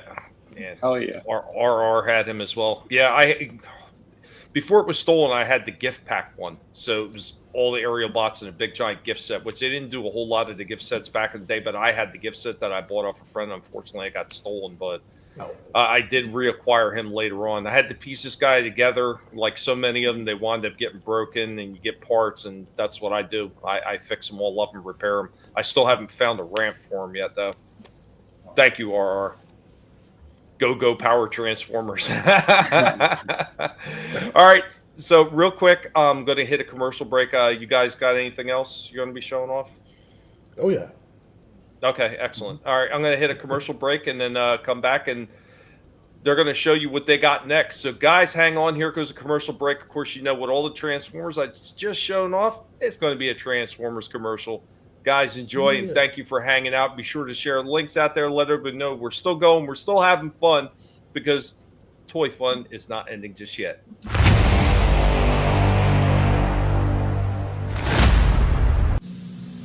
After these messages, we'll be right back. Ultra Magnus! The courageous Ultra Magnus is a born leader. We meet at last, Galvatron. And it will be the last time we meet. And Galvatron is Ultra Magnus' sworn enemy. Transformers! Galvatron transforms from laser cannon to fighting robot. And Ultra Magnus from huge car carrier to Autobot commander. The Transformers! More than meets the eye. The Transformers, each sold separately from Hasbro. What could be more terrifying than being Cop and Hot Rod, stranded on an alien planet battling the merciless Sharktacons? Really say, find friends today! Transformers! More than meets the eye. Meet the Sharktacons! Autobots never face that evil force. Worse than the terror of the Sharktacons. The Transformers! The Transformers, each sold separately from Hasbro. Look! It's Ultra Magnus and the Autobots! Battle Chargers attack! Nobody jumps into action faster than Battle Chargers! My Battle Chargers will crush the Autobots! Nobody jumps into action faster than Battle Chargers! More than meets the eye! The Transformers! It's the Autobots! Battle Chargers attack! The Transformers, each sold separately from Hasbro. Only we have a military attack group like the Combaticons. Transform Combaticons and attack the new Autobot city! Transformers! More than meets the eye! Autobots, this is our new city Metroplex. It can transform into a battle station and then transform again into the gigantic Metroplex himself. But the Combaticons can combine to form Bruticus. Decepticons attack! Transform Metroplex! The Transformers! The Transformers from Hasbro. That's Insecticon, the new Decepticon city. It's enormous! That never stopped the Protectobots before. Transform Tripticon! The Transformers! The awesome new Decepticon city, Tripticon, can transform into an incredible battle station. Transform the Protectobots! But the Protectobots can transform into Defensor. But Tripticon can transform again into a dinosaur. Transformers! The Transformers, batteries not included, from Hasbro. Look, the Spartacons! Look, the aerial bots! Only the Spartacons! Only the aerial bots have this kind of teamwork. Spartacons attack! Aerial bots wage their battle to destroy the evil forces of Decepticons. The Transformers! More than meets the eye. The Transformers! Nobody can stop Minosaur! That's Superior! The Transformers, sold separately from Hasbro. Now, back to our program. There we go. All wound in. All right, who's up? Anybody want to go in front of me? Hold on. Yeah, I got something. Where'd it go? Where'd it go? There it is. All right, let me pull this one up. Agreed, RR. I love those Transformer commercials, man. They were just amazing. Yeah, well, since we played Transformers, yeah, here. I saw some Transformers as well. It's funny because, like, Tommy, I'm like, I never see these type of things in the store, and I saw that. Yeah, pretty cool. I do have Gigawatt already. I did a review on him a couple years ago. But yeah, this is pricey though. Yeah, oh yeah, this is the re-release. So they touched up the Gigawatt re-released. This paint job.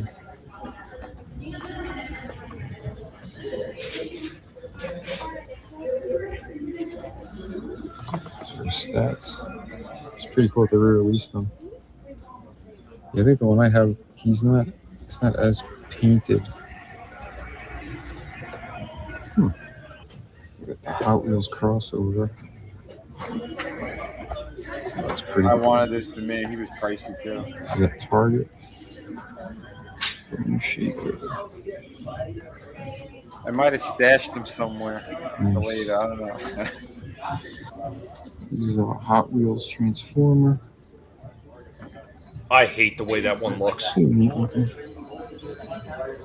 Yeah, I mean, it was what it was. It's like I'm not familiar with it. it feels like they wanted to do a Corvette and didn't have the rights to. That's what this feels like, and they kind of did their own like shit version. The robot mode looks better than the car mode. But yeah, I didn't get any of Let's go get Gigawatt.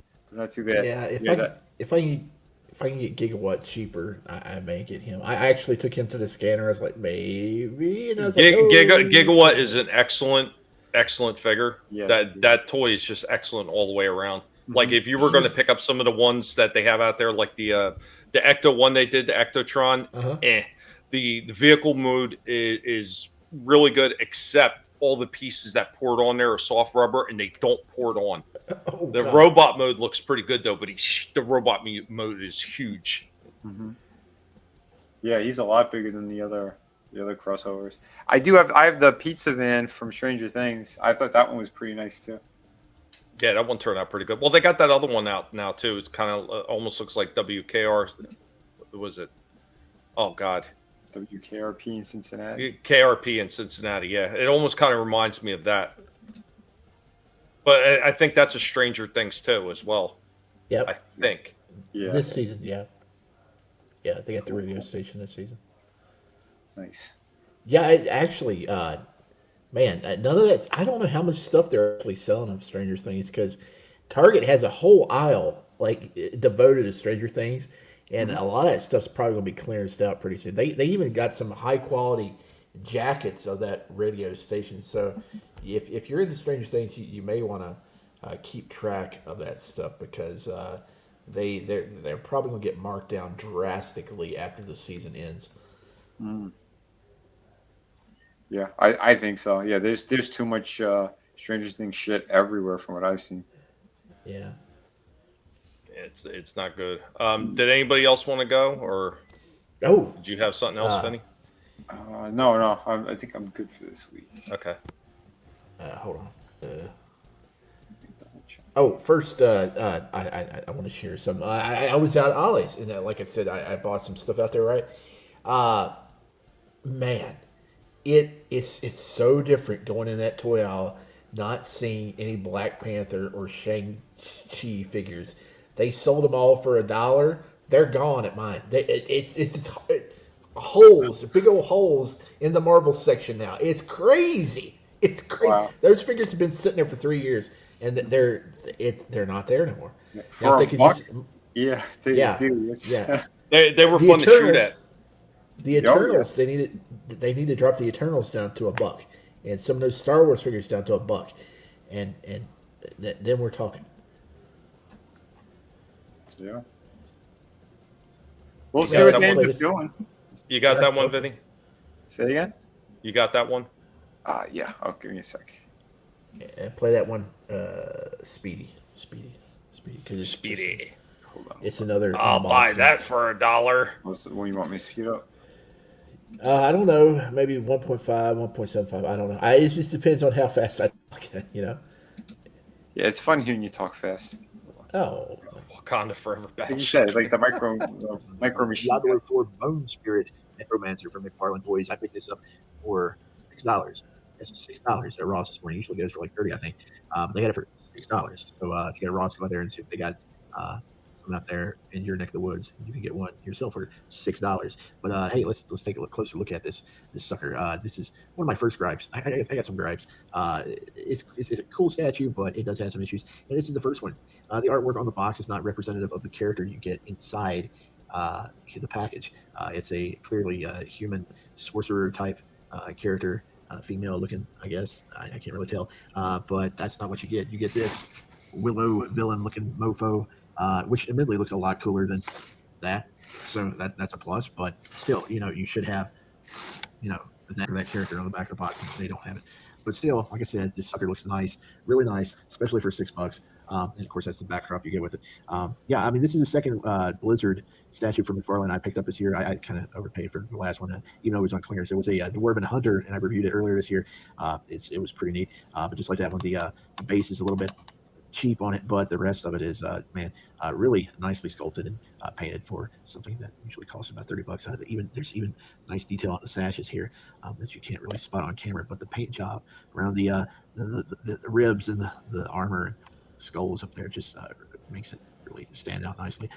Really nice looking statue. I hate calling it a statue. It's not a figure because it's not posable, but it's not really a statue either because it's cheap. It's just like a I don't know. I think they call it a stationary figure. Is what the correct term for it is. But yeah, it's nice either way, especially for $6. Now here's another gripe. I know the weapons, for necromancers and stuff, is usually sickles and scythes. But I don't know, man. I think 3 straight out the box is a little bit excessive. They could have given us a sword or something. Those are the 2 that they have straight on display when you get it. And this was one of the so-called mystery items. But the mystery items come in a silver pouch below the statue, and this was one of them. And because this is definitely in the stylings of a necromancer character with the bone motif and stuff. So I don't know how that works. But I mean, 3 of the same weapon, kind of, that's too much. But here's another thing though. This was the another one of the mystery items. Really cool shield. Really cool. I think you probably could do a dark wash on that to make it pop a little bit more. Get it grimed up. But here's the thing though. You can't really display it. I mean, I could have it sitting right here on the base, whatever. But on the figure itself, the only 2 points of articulation are the wrists. They twist. That one there, it definitely won't look good on that arm the way it's hanging down. This one, it's going to be turned kind of this way, and even then, it kind of holds it loose. So it doesn't look good, which sucks because the shield looks great, but once you put it on, it just doesn't work right. I'm thinking what I'm going to have to do is maybe put the scythe in that hand, and then go back and put a wire through the handle there and attach it to its forearm. That way I can position it to where it's closer to the body. Yeah, forearm would be a lot better. Forward, so I can display it better. I think that's what I'm probably going to have to do. Maybe. I don't know. That shield is a lot better than the standard one that comes straight out the box. I mean, it does have some great detail with the skulls and stuff around the top and the spine. Really nice. But the back of it is, they should have painted it dark or something. I just don't think it fits with the character that well. And like I said, it doesn't look if anyone hits that shield, they're going to break the skulls. Maybe I could wrap a wire around underneath that shoulder pad. If you get 2 of them, you got butterfly wings on. That looks kind of neat. I may run with that idea if I can figure out how to wire it up to where I could. I don't know. I may have to glue it. I don't know. I got options, but that does look kind of cool. The one extra accessory that I have, this is the. I don't think I'm going to even bother with it because that head's awesome. So I'll keep this one on the side. If I can get a 3 3/4 G.I. Joe figure or Star Wars character that this will go on, that might be neat. If I could fill in that gap, I could make a hooded Cobra Commander maybe. Yeah, but it's a little extra there. But I don't need it. But really cool statue or pose figure or whatever you want to call it. $6 if you got a Ross, go out there and see if they have it and snatch them up. They may have some other characters out there. I don't know. Yeah, look forward. I mean, they have a lot of different classes in that game, so yeah, maybe they have some different stuff out there at yours. To keep my eyes peeled, I may pick up some more if I find them because these are definitely a steal for $6. Yeah. Hey, what's going on, everybody? That's pretty sweet. That's pretty interesting. Yeah. I overpaid for that dwarf because I saw him cheaper later on. I paid like $27 for the little dwarf from World of Warcraft, but I don't know if you can get these things for. Man, at least 12 or under, it's definitely worth it. I'm really getting into the statue game. There's a lot of Marvel ones I want to pick up. It's just I don't have the room. Mm-hmm. I don't have the room. Yeah, I hear you there. It's always about room. So I got one that I think Vinny's going to find interesting, and I'm going to lead this one in with a pygmation, Vinny. Okay. As soon as you see the pygmation, you're going to know what it is. Don't get too overhyped during the pygmation, though. All right, here we go. We are the Guinea Pig Collective. All will be assimilated. Resistance is futile.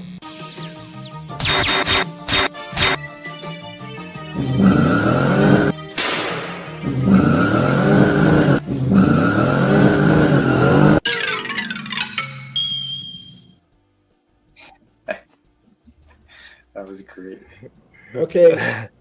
All right, you're going to play it again. We usually play them again anyway, but I had to do something, so we actually got to play it again this time. Do we? Yeah, how much does it cost for it? Let's just say an average action figure to be made, not the retailed, but just made. Yeah, the action. Most of these figures, they don't cost anything to make. That's the thing. Well, yeah, you want outside the paint job, it takes a little bit of time, you know. Well, most of that stuff is done by machines now, anyway. So, I mean, it's not involved like it used to be. Yeah, the more articulated a figure is, the more expensive it's going to be as well. All right. Hey, you want that one again? Here you go. We are the Guinea Pig Collective. All will be assimilated. Resistance is futile.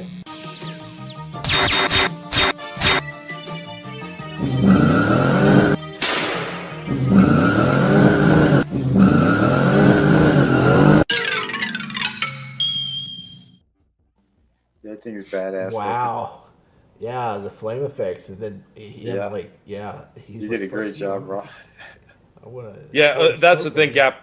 Starting lineup last week, like those things, they didn't even cost $1 to make, and they were charging like $6.99 and up for those things in the stores. And I've talked about this numerous times, where my background is selling as a vendor at a flea market. So like the little cheap mini necklaces that are fake crystals, with like unicorns and butterflies or whatever else, like fake metal hanging on top of the the crystal holding it down.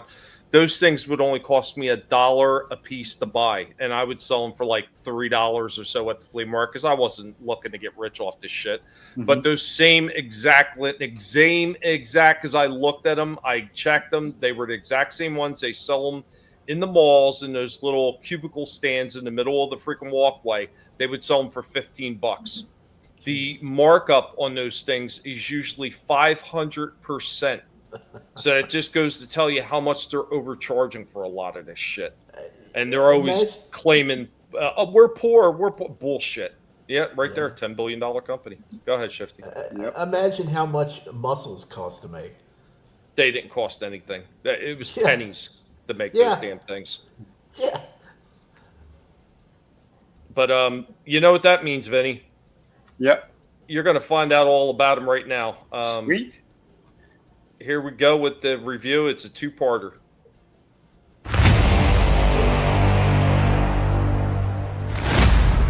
Today we are hanging out Windcharger. What's going on, Windcharger? You infernal butt. Here, you want some lettuce? Look, it's lettuce time. Oh yeah, there we go. Windcharger's hanging out with us today. This helmet is feeling a little under the weather.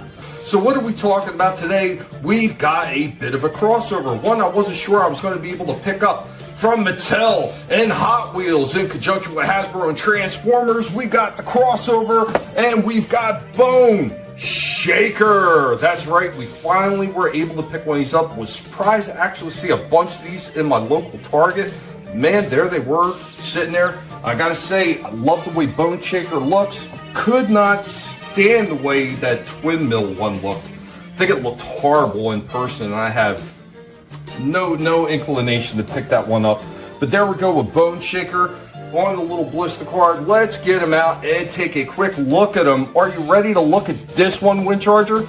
Your first toy review. Here we go. And right out of the packaging, here we go with Bone Shaker in his hot rod vehicle form. I think this one looks just absolutely sharp. Let's go ahead and pull this one in. Yeah, Windcharger doesn't have a voice yet. We will be working on that, but check out the detailing on the front end of that. That looks so damn sharp. Even the paint scheme on top with the little Hot Wheels logo right there. Man, the seats in there, like he's got a little mini steering wheel. The exhaust on the side, the big exhaust with the flames on it there. I mean, the bottom you see the kiblets a little bit, but it's really not that bad, man. This is a really cool looking hot rod. Even the back end lights on the back end of this thing. So you can take with his little accessory. I guess it's kind of like a little mace or something like that. And it does have a port right here. I guess it's supposed to kind of make it look like an overgrown stick shift. And it does have a skull and crossbones Autobot symbol on there for Bone Shaker. That's pretty sharp. So let's go ahead and we're going to check him out in his robot form. Are you ready, Wind Charger? He's like, I don't care, I got legs. Night manliness. Wind Charger, unfortunately, isn't going to be here for the rest of it because in the process of transforming, he decided to blow open the whole board. And even though Wind Charger couldn't hang in there, here we go with Bone Shaker in his static pose in his robot form. Woof. I'm going to say it right now. For something that was $32, Transformers fans, if you're looking for a really cool crossover between Hasbro and Hot Wheels, the car form looks spectacular. I'm going to tell you right now, this robot form is shit. The Transformers will return after these messages. That sucks. Wind Charger going with the wall. Yeah, he blew the whole diorama apart and was trying to escape. Manliness, have a good one. I don't know if you heard me. Kind of hard to talk over my video, so thank you for hanging in for as long as you did. But yeah, I kind of explained why in the second part, and I was like, yeah, super disappointed, especially at the cost of this thing. So it's 31 and change, and it's over $32 after taxes. And I was like, are you kidding me? This is the robot form that, and I break it down why it's so bad. As soon as I seen it and I got it transformed, I was like, wow, there's going to be big problems. I seen it right away. Yeah, Wind Charger couldn't take the robot form, and he busted out. He's like, no. But I'll go play the second part because I know Vinnie was looking at this one too, so he probably wants to see the down points to this figure. So here we go. We now return to the Transformers. Here we go with a little bit of a running pose right there. Like once again, you can see there's 0 rockers down in the feet. The knee joints and everything, while they're not the worst thing in the world, there isn't a whole lot there. The arms are super close to the body, so there's only so many places you can move them. He does have some decent head movement though. Of course, waist articulation. He does have a turn at the thigh, a turn at the bicep and everything, but once again, the arms are so stumpy, there's just not a lot of, and so close to the body, there's just not a lot of room to move them around, so we'll try a few more poses. I'm in a little bit of a fighting stance right here, like he's getting ready to duke it out. I will say, because the bottom of the feet are so big and blocky, he does balance really well, so I will give him that. Got the stand out for him, got him jumping up in the air, getting ready to deliver an attack with that little mace weapon. You can see what I mean about the arms being so stumpy. He can get down into a kneeling position, and he's got enough movement in the head to look up pretty well. So, I mean, they did do that right. Here we go with our final pose and our rundown on Bone Shaker, the Hot Wheels Transformer crossover. While this guy doesn't look half bad, there are some definite limitations, especially with these teeny tiny little arms that are super close to the body and those big wheels that just don't seem to move enough out of the way to be able to get full movement out of the top of the shoulders and everything. The lack of rockers down in the feet hinders it a little bit, but actually not quite as much as I thought it was going to, because the feet are so big and blocky. He balances very well, surprisingly. It would have been nice if the rockers were there. It would have definitely given him a lot more range of movement, but you know, what's there isn't bad, but it is lacking in the overall design. It really does make for a very up top, thin looking Transformer because of the way those shoulders are. I think that is the biggest takeaway on this figure. The head movement is pretty damn decent. He does have waist movement, and you know, the legs, actually, the plastic they use, they feel a little bit weak, especially in the arms and up in the thighs and the knees. They feel a little bit on the weak side. Overall, though, he makes an incredibly awesome looking hot rod car. I just think at $31, almost $32 after tax and everything, that this guy is extremely overpriced. The best that we can give this one is a 6.5 out of 10. The Transformers, more than meets the eye. The Transformers.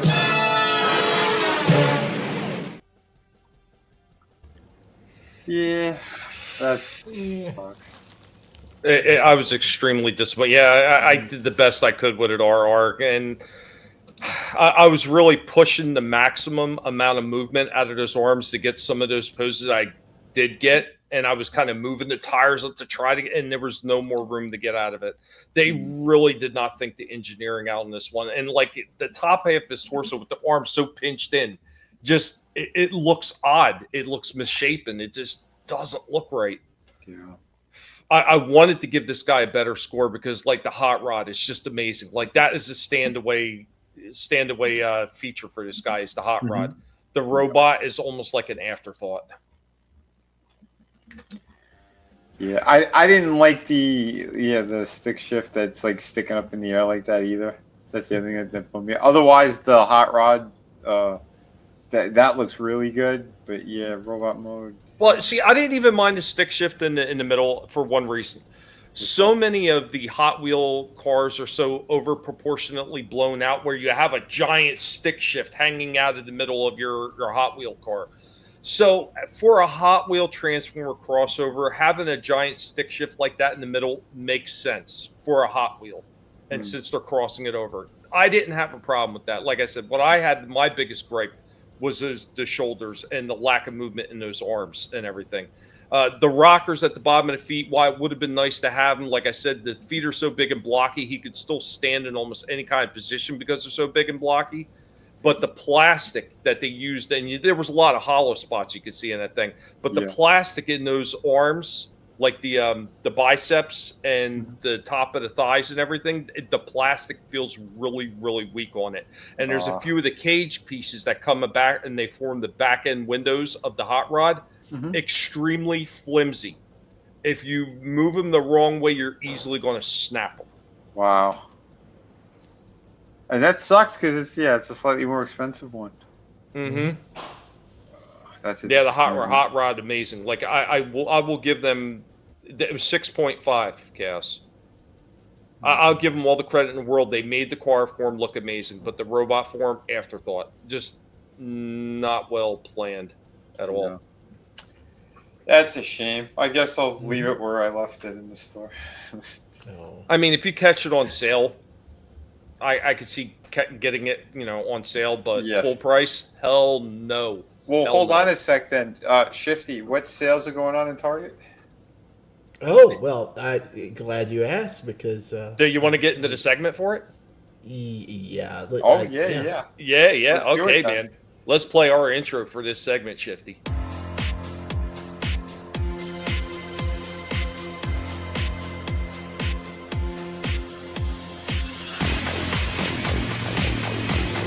Here you can look, browse, peek, touch, feel, taste, smell, do anything you want, take all the time you want. Nobody's going to pressure anybody around here. Wow! That's a low price! I'm sorry, did you say something about a low price? Wow! That's a low price! I know! I'll make that deal. How about you, you bitch? You make that deal? I'd make that deal. I don't blame you. Damn good deal. I'd buy that for $1. Shoot. At that price, Burnett can scream all he wants. I find your lack of faith disturbing. Come on, what's going on? The whole order's been prepaid. Sold.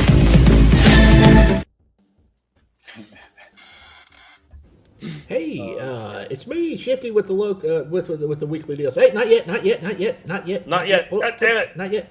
Damn it, Tom. No. I jumped the gun. Hey. My bad. No, People forget that you ever seen it. It's kind of like the Joker Nicholson. We've never seen it. Never seen it. Did you hear Torch doing that? Yeah. Actually found out last week that it's a facsimile. That's it. It's not actually Jack Nicholson. It's not. So he didn't pony up for the actual likeness. It's the '89 Joker, but not Jack. So yeah, you don't get Jack. Target, great sale. Great sale. They have $10 off, I believe, 50 and $25 off 100 spent on toys.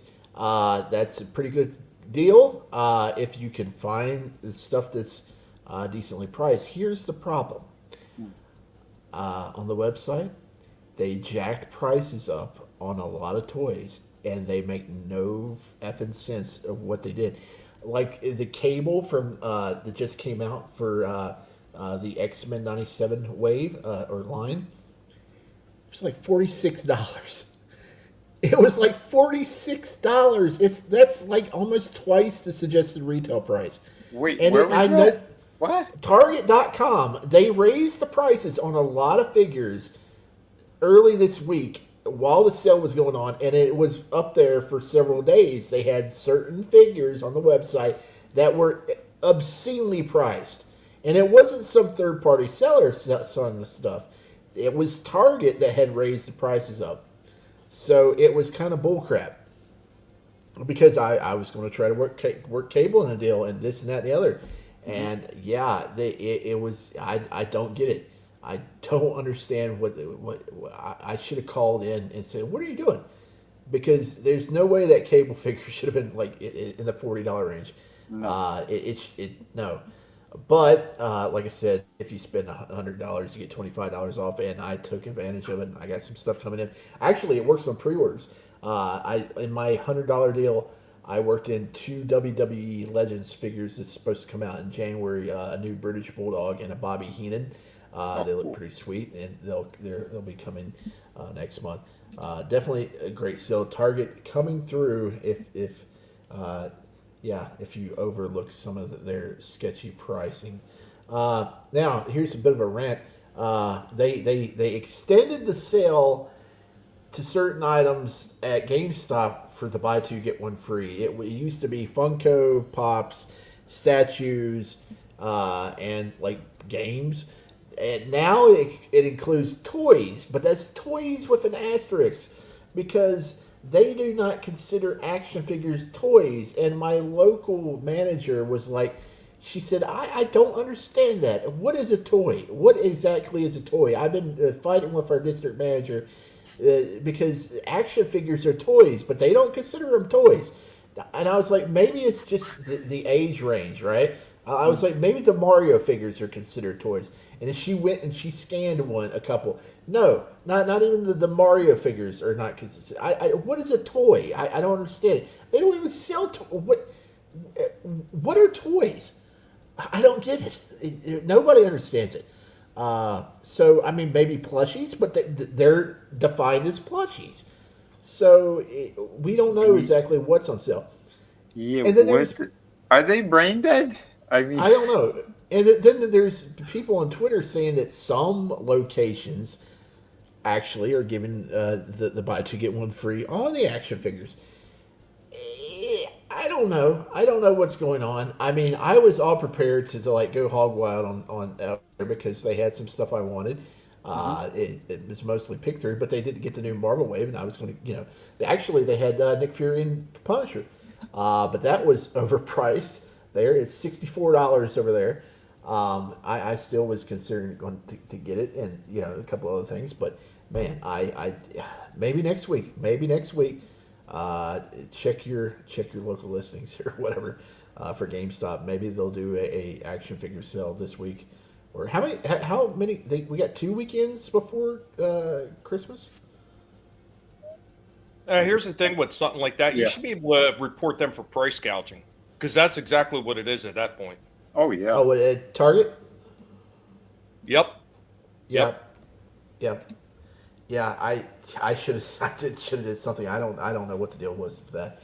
But like I said, hey, those, like I mentioned, those Superman figures, those little magnetic figures that you sent out to everybody. Well, it's a third party seller, but it's on Target.com. You look them up; they're selling for like $36. So that's nuts. But yeah, I know. I don't. Well, maybe they don't have Ollie's in their neck of the woods or whatever, but that's how much they're going for on there. But hey, Tord, he's recycling a sweet figure from the Justice League Task Force line that had the ugly video game cell shading. Now's the time. Now's the time. Now's the time. Now's the time. Are you sure? Are we sure? The time is now. Okay. Yeah, the Flash, the 16-bit cell shaded. This is Wally West. So I'm going to end up getting 2 Wally West figures in my collection and no Barry Allens. This looks pretty cool. I may have to get it. I would like to have a second Flash. Wait a minute. This is supposed to be Wally West. It looks more like Barry Allen. I know, but people say it's Wally West because he was in the video game. This is the figure. This is a redone figure of the Flash who was in the video game, and that was Wally West. So this is listen. This guy on a shelf. If anyone walks in, they're not going to go, "Oh, that's Wally West." Clearly, no. They're going to be saying that's Barry Allen. So don't worry about it. Okay. It'll be nice to have a cool looking Flash figure that doesn't have a symbol on his chest, because we've discovered that the Flash figure that I have of Wally West, it's just an S. It's not a lightning bolt. So it'll be nice to have a non Flash. Yeah. But that looks cool. I don't know how much he's going to be. He should be just standard price $24.99. Nice. Yeah. And that's all I got. Yeah. No, it's pretty sharp looking, pretty sharp. I know that there were some more things going on with Hasbro with some more deals, and I'll be damned if I forgot to get pictures for all of it.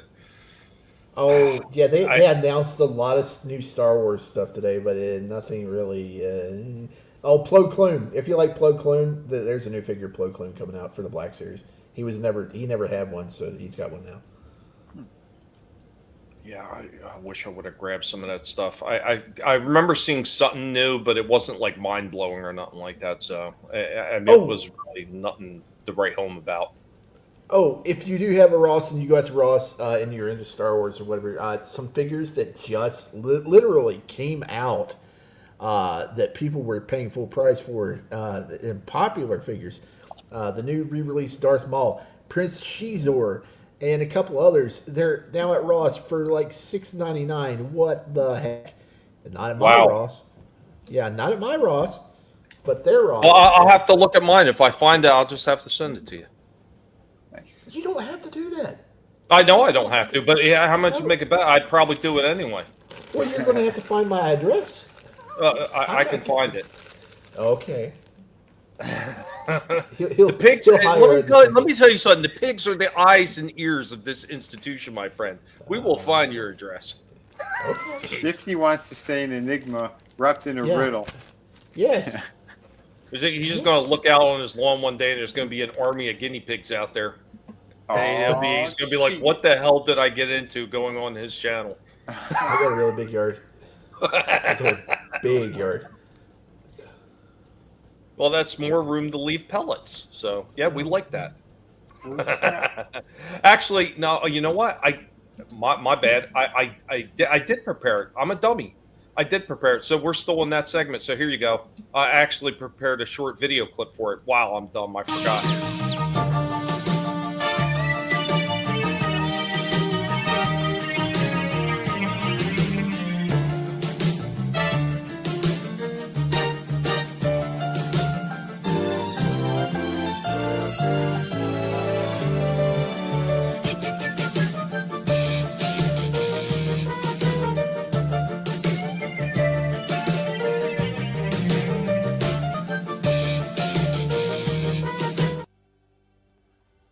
Yep, there you go. Hearts of Steel. It's a 2-pack of Megatron and Bumblebee, yeah. It's a choo-choo train. What the hell? What the hell? Yeah, that's right. The guinea pig detective can find your address. We can. Use the pig for us. But I think they look pretty sharp. Megatron has a freaking old school freaking black powder cannon. Pretty cool. Yes, they look great. Yeah, that caught me off guard. That's wow. Yeah, not too shabby. Wow. Well, I figured just doing the standard just pictures, I could do that any day of the week. But now with the internet, I can do a small segment like that and upload it because why not? This is true. As long as my computer holds, come on, baby, hold together. Hold on to your butts. They do look really nice. And you know what? Once again, you're talking about a cannon form like that. It's not but a giant gun. Once again, yes, they can do guns. So don't let them lie to you when they say they can't. Right. Yeah, that was actually straight off Hasbro Pulse's website. those are the poses they put him in. They actually did some pretty decent poses to show him off, though. Granted, the Megatron looks like he's slightly undersized because he's not much bigger than the Bumblebee one, but it's still really cool. I know they were talking years ago they were going to do Hearts of Steel, so the only thing I would say I wish they would have did more of a metallic, like gold type paint on Bumblebee instead of just like that weird yellowish color. Like if it would have been more like a copper or a gold color, like more like an old steam train, that I think that would have made a little bit more sense. I mean, obviously yellowish, but more of that, like the copper yellowish or something, you know? I think it would have made it stand out a lot more. Yeah. I think so, yeah. Hey. It's amazing what paint could do with these figures. Absolutely. What pops and what doesn't. Well, once again, look at that figure. Horrible, horrible robot mode. Paint applications on that damn Bone Shaker were amazing in their freaking car form, though. That hot rod form, just spectacular. And that was all because of all the paint applications that they did on that thing. Yeah, that's true. It's just a shame his robot sucks mighty, mighty donkey balls. I know. Ugh. Not okay. Not okay. There's some low-hanging fruit. That's what she said. Oh, shit. But that's literally all I have, guys. Are we all tapped out all the way across the board? Yeah. I've got one semi-rant. Just one semi-rant. Is it really going to be a rant this time? Well, yeah, it kind of, I don't know. Now, I've discussed before how I feel about blind bags and action or trading cards and this and that and other, because it's basically gambling, and it's training kids to piss their money away, and I'm not into it, even though I was as a kid, but I just think it's kind of scummy. I told you that my renovated Walmart, they expanded the crap out of the toy section. I mean, the tall shelves and just stacked full of toys. They have 2 opposite rows, a whole aisle of nothing but blind bag toys, and I was kind of disgusted.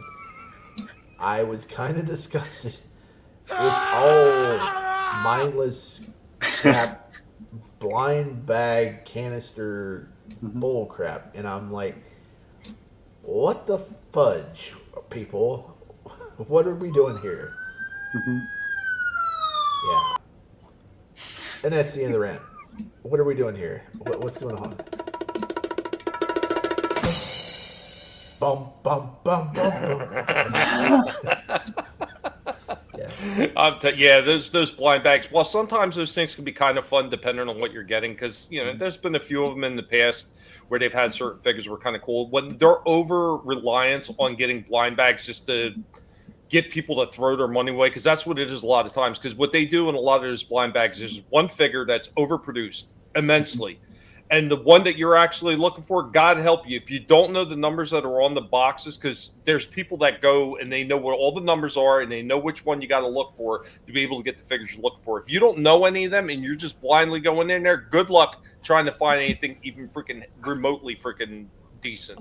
Because it's not even just that. It's like accessory shit. It's like cups and spoons and like kitchen utensils and this that for girls, and it's not even figures. It's like everything but figures. I don't know. I don't get it.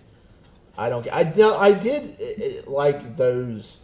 They used to sell some that were like mini, like Taco Bell or McDonald's or Burger King, or Coca-Cola cans, and you would get all of this neat like licensed stuff.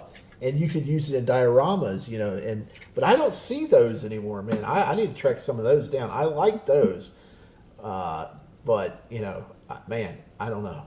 Well, I've said it before, and I'll say it over and over again. Anybody's trying to get some accessories for their figures, like even if you're just doing weird shit like I'm doing, where if you're doing the stop animation or you're just posting your figures up, my best suggestion is you go take your ass to a Dollar Tree.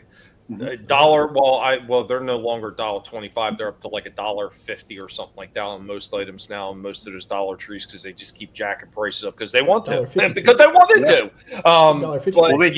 You can go in there to what they have for like the girl play sets and stuff like that. You can find chairs, beds, all kinds of weird oddball things for your setups.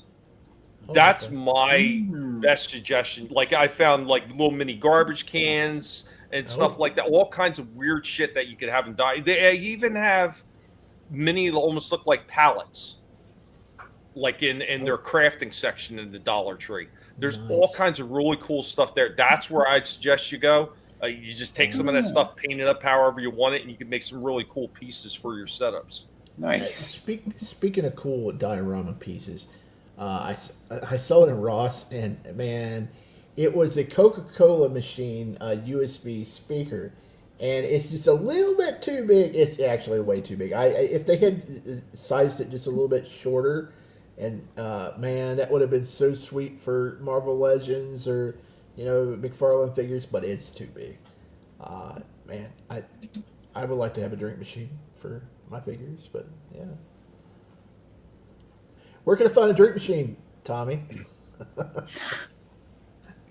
I'm pretty sure I seen something like that. Oh, probably on Etsy or something. No, at a Dollar Tree. Oh, what? You're talking about like little mini drink machines for like a figure size, right? Yeah. Yeah, I seen something like that, and I'm telling you, they got the fake Barbies at Dollar Tree. Okay. Yeah, they're not going to have real ones. They're not even marked down. They're not going to do that. But they have the fake ones there with all the different accessories, and they have stuff for like inside the little mini dollhouses and shit like that at the Dollar Tree. Nice. I'm telling you, go to a Dollar Tree, you'll probably find all kinds of cool shit. Like, hey, I can paint that up, and I can make that into this or that. Like I said, I picked up the little chairs for the damn dolls I had, and I used it for the Gremlins when I was setting them up to display them. I just need to go down to the girls' aisle at Walmart, and I probably can find some of that stuff because it never goes through my mind like doll houses. Oh wait. Oh, Shifty, I've been meaning to ask you because you grabbed one. What aisle is the Snoop Dogg thrown in? Oh, I got it off the website. Hey, what's up, Scrambles? What's up? Yeah, man? it may still be there. I don't know. It was going in and out of stock. Right. I was actually talking to Vinnie about this a while ago when they were still $1.25, and I was telling him I went to go pick up a Hot Wheel, but it had a red sticker over top of where the price is normally at the top of the top of the car, and I was like, I bet that's because they're raising prices, and I didn't even check the receipt because I had bought a bunch of stuff, so I didn't even pay attention to it because they're all still $1 something, whatever. Yeah. I got home, checked the receipt, and sure enough, they all said $1.50. So they were putting red tags. So if you ever go into a Dollar Tree and you see little red stickers over where the price should be, that's because they raised all the prices. Okay, that's good to know. Yeah, I caught that early, like when they were just starting to raise prices. Yeah. You doing good, man? Just ordered his girlfriend an engagement ring. Oh, very nice, Scrambles, man. Congrats. Nice. Very nice. Congratulations, man. Sweet. The red tag, yeah.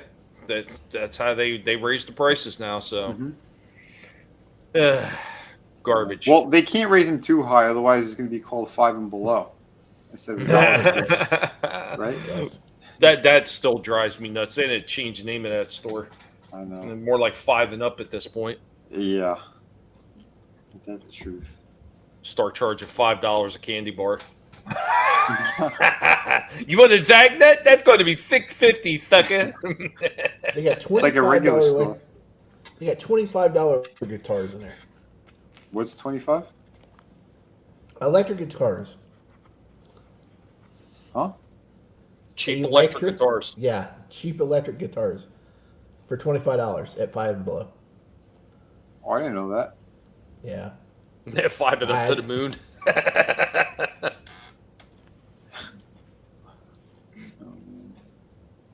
I mean, those would be good for like a kid and everything like that, where if you just want something to screw around with, but yeah, just from the start learning a bit. Yeah, most of them sound like garbage though. They used to sell stuff like that at Walmart. Yeah, and ukuleles. Yeah, every Christmas they bust out some ukuleles. Yeah. Yep. Yep. But yeah, I think this is a good place to bow out. So, gentlemen, I'm going to give you the floor, and you can go ahead and say whatever you got to say, and let's go ahead and kick it off with. Listen to me! Get me out of here, you fool! Too late, fools! Say nothing, Baroness. I saw the entire catastrophe. Hey, another great show tonight. Had a lot of fun. Next week, boy, I'm going to have a lot of stuff because I got my pile of loot. It's like all the stuff I bought in November from like late October all the way up to Black Friday at Big Bad Toy Store. So, yeah, next week I'm going to have some stuff. So watch out. Hey, tomorrow night about, I don't know, maybe 11, 10:30. I don't know. It's whenever we finish watching the shows. We'll be on Slasher McSplitter's channel for the Wrestling Dustbin. I think we're up to 20 and 21 episodes. Those episodes right now. It's a Mexican wrestling show from about 10 years ago on El Rey Network. If you want to watch them, they're over on the Internet Archive. I think that's where we found them. Then Saturday night, over on Slasher McSplitter's channel, once again, about the same time. It's the cinematic classic from the 1980s, American effing Ninja. Yeah. And then Sunday night, over on The Real Review 3000 and Hanstar YT, it's the weekly wrap-up / Jackbox Fun Night. We play What the Dub and Jackbox games. Get in the chat. We'll get you in the game, maybe, or in the audience. And we'll have some fun. Thanks for having me. Awesome. Thank you, Shifty. And now I'm going to kick it on over. Not bad for an old-timer. Old-timer. Yeah, guys, it is us, and there's some lazy guinea pigs that did not really want to move much tonight. But thank you all for being here. I see Soul Assassin came in the last minute. What's going on, Soul Assassin, man? Good to see you. Modern duties, man. Modern duties hanging around. I mean, man, it's a lot of work. I don't envy people that still do a lot of modding. I don't miss it, I'm going to be quite honest. But thank you all for hanging out with us and hopefully having a little bit of fun, maybe learn something new with some of the segments that I bring about some of the older toys that so many of us may have forgotten about or maybe didn't even know about. Hope you had a blast. Hope you tune in next week. Remember, it doesn't cost you any. Subscribe to everybody's channels. It gives the big, giant middle finger to YouTube. And as we've seen right now, YouTube is playing games so that everybody action channels left and right. And for all those people, I told you over 6.5 years ago, YouTube was gearing up to do this kind of shit. And you didn't listen and cry. You didn't listen. Warned you back then. Yeah. But thank you for being here. Could have spent your time anywhere. Chose to spend it here with us. And hope you have a good time. Remember, we're in that season. And for everybody that I don't get to see before the holidays, and yes, we will be running a special collectible pass on Christmas Day, a little earlier than normal. We'll be announcing that next week. But thank you for being here, and have a good one, and have a very Merry Christmas. And now I'm going to kick it over to our last co-host, and he's going to let you know everything that he's got going on as well. I'm just saying goodbye. Save your energy. So long. Here's one Starscream's been saving for you. Yeah, thank you again, everybody, for popping up here tonight. Always a blast hanging out with all you great people and showing what we got, doing some cool reviews here. We will be doing our Friday Underground stream tomorrow. We're going to get into some stuff that YouTube hates, so we won't be on YouTube for long, as per usual. Oh shit! Yeah, we know how crazy the world's getting, folks. So we'll cover a little bit about that, and I think some topical things here and there. You know, we'll try to keep it light. I mean, it is the holiday season too, and I'm getting plenty of work done here. We're down to literally the last handful of pages that I'm painting on City of Venus too.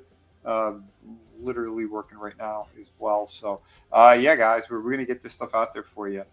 Yep, beginning of the new year is when the campaign will go live. So get ready for all that great stuff. And yeah, we're going to be back on my channel on Sunday for Dexter. We are continuing that. Again, yeah, we're plowing through this season, and it's another great one. Super solid. Awesome writing, awesome acting. So tune in with us. If you haven't seen the series yet, it is one of my favorites. I highly recommend it. Dexter is so good.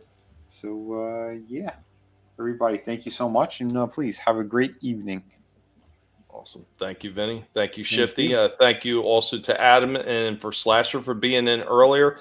Guys, girls, all of you, have a good one, and we will see you next time.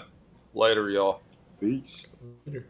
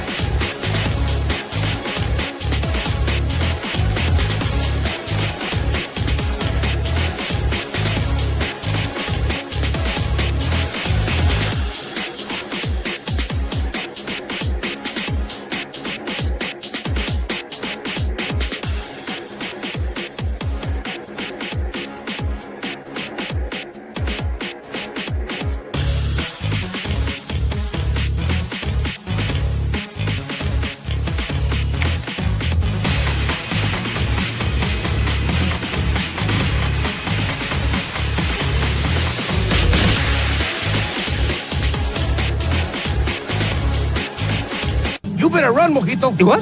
I thought you said don't move. That was before. Now, you run.